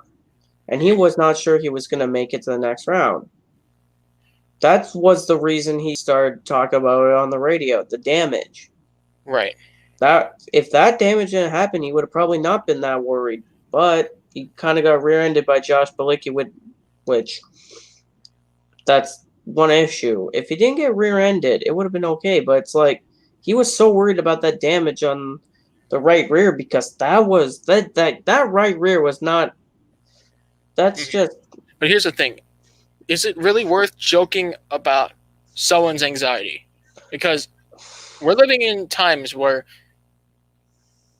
people are having problems internally rather than just externally. Outside the house, wearing a face mask, coming inside, being encouraged to stay indoors, not knowing what to expect, and seeing unrest on TV. Does it really help an athlete's well-being when they're expected to perform at their best in front of a live audience where they're basically out there to be judged for who they are? And I'm not saying Jim Utter is a bad reporter. He's not a bad reporter, but he's also not been free from controversy when in 2012, I believe it was around, I think it was Las Vegas, watching Danny B talk, discuss it. Daniel Baldwin, if you're watching, hello. Danny B is a NASCAR reporter and an Alex Bowman fan. And he was very happy about it and discussed that Jim Utter did run to problems in the past with other people, including one where a car towing ended up being the solution after someone parked in a spot, and it turned out to be a driver in the truck series. I have to do research to clarify that. Well, and he also maybe there was another situation I'm not aware of, but he made an apology. So Jim Utter made this statement this morning. He said, "Yesterday during the race, I tweeted a hashtag about Alex Bowman. I responded to what I thought was a humorous banter about anxiety between himself and his crew chief on his radio. I'd like to apologize to anyone who believed I was making light of mental health issues, which couldn't be further from the truth. Alex and I had a great conversation this afternoon in which I reiterated that to him." And of course, I mean, if you could judge by Twitter, then you're maybe reading the wrong people here. But what I do notice is that Jim Utter made a mistake. Does he deserve to get punished? Or does he deserve to be educated? The answer, in my humble opinion, is that Jim Utter should be condemned for his actions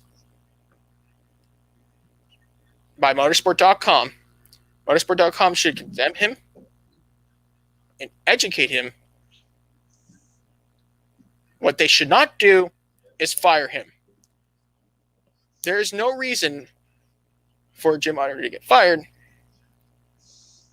but he's getting closer to that point. Like I mentioned, this is not the first time Utter ran into a controversial situation. It happened earlier this year in February. But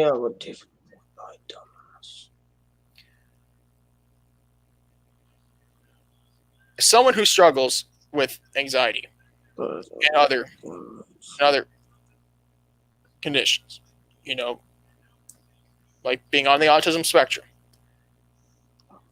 I don't feel offended at all. I don't feel offended, but I feel like he's making fun of something that is a serious situation. What maybe, you know, one person could make fun of anxiety and talk light about it, while the other person is just battling a war just to go on with their day because of anxiety. You don't really see it until you have it. And Alex Bowman is a gentleman of a driver. He's going to drive Jimmy Johnson's car next year. That's a lot of pressure. You're racing in a pandemic. If that's not enough pressure. And I know I'm saying the word a lot of times here, but can we please give these athletes some slack and not flack? I mean, they're not perfect. No driver's perfect. Even the best drivers are not perfect. Kyle Busch hasn't been the same since the pandemic. Same can apply to other drivers. Harrison Burton, and just to name a few others. Jimmy Johnson. But you know what they're doing? They're bashing on. They continue to race. They love the sport. They're athletes who chose not to continue on with the current situation, who choose not to get paid hundreds of thousands or millions of dollars to continue on with their sport. And maybe we should respect that decision. Maybe we should refrain from calling them cowards. I would like to leave the podcast on that note. We'll be back next week. I would like to thank you, Justin, for joining on this long episode. We hit 3 hours and 24 minutes. And Daniel Ford for being on with us earlier tonight. Enjoy the Bathurst 1000. Enjoy motorsports and appreciate it. because it's there. I love covering motorsports. It's a passion. And if you watch the Bathurst 1000, if you watch the Kansas race or Petit Le Mans, you'll be drawn. I'd like to thank everyone for watching the podcast. Thank you again, Justin. And have a good night.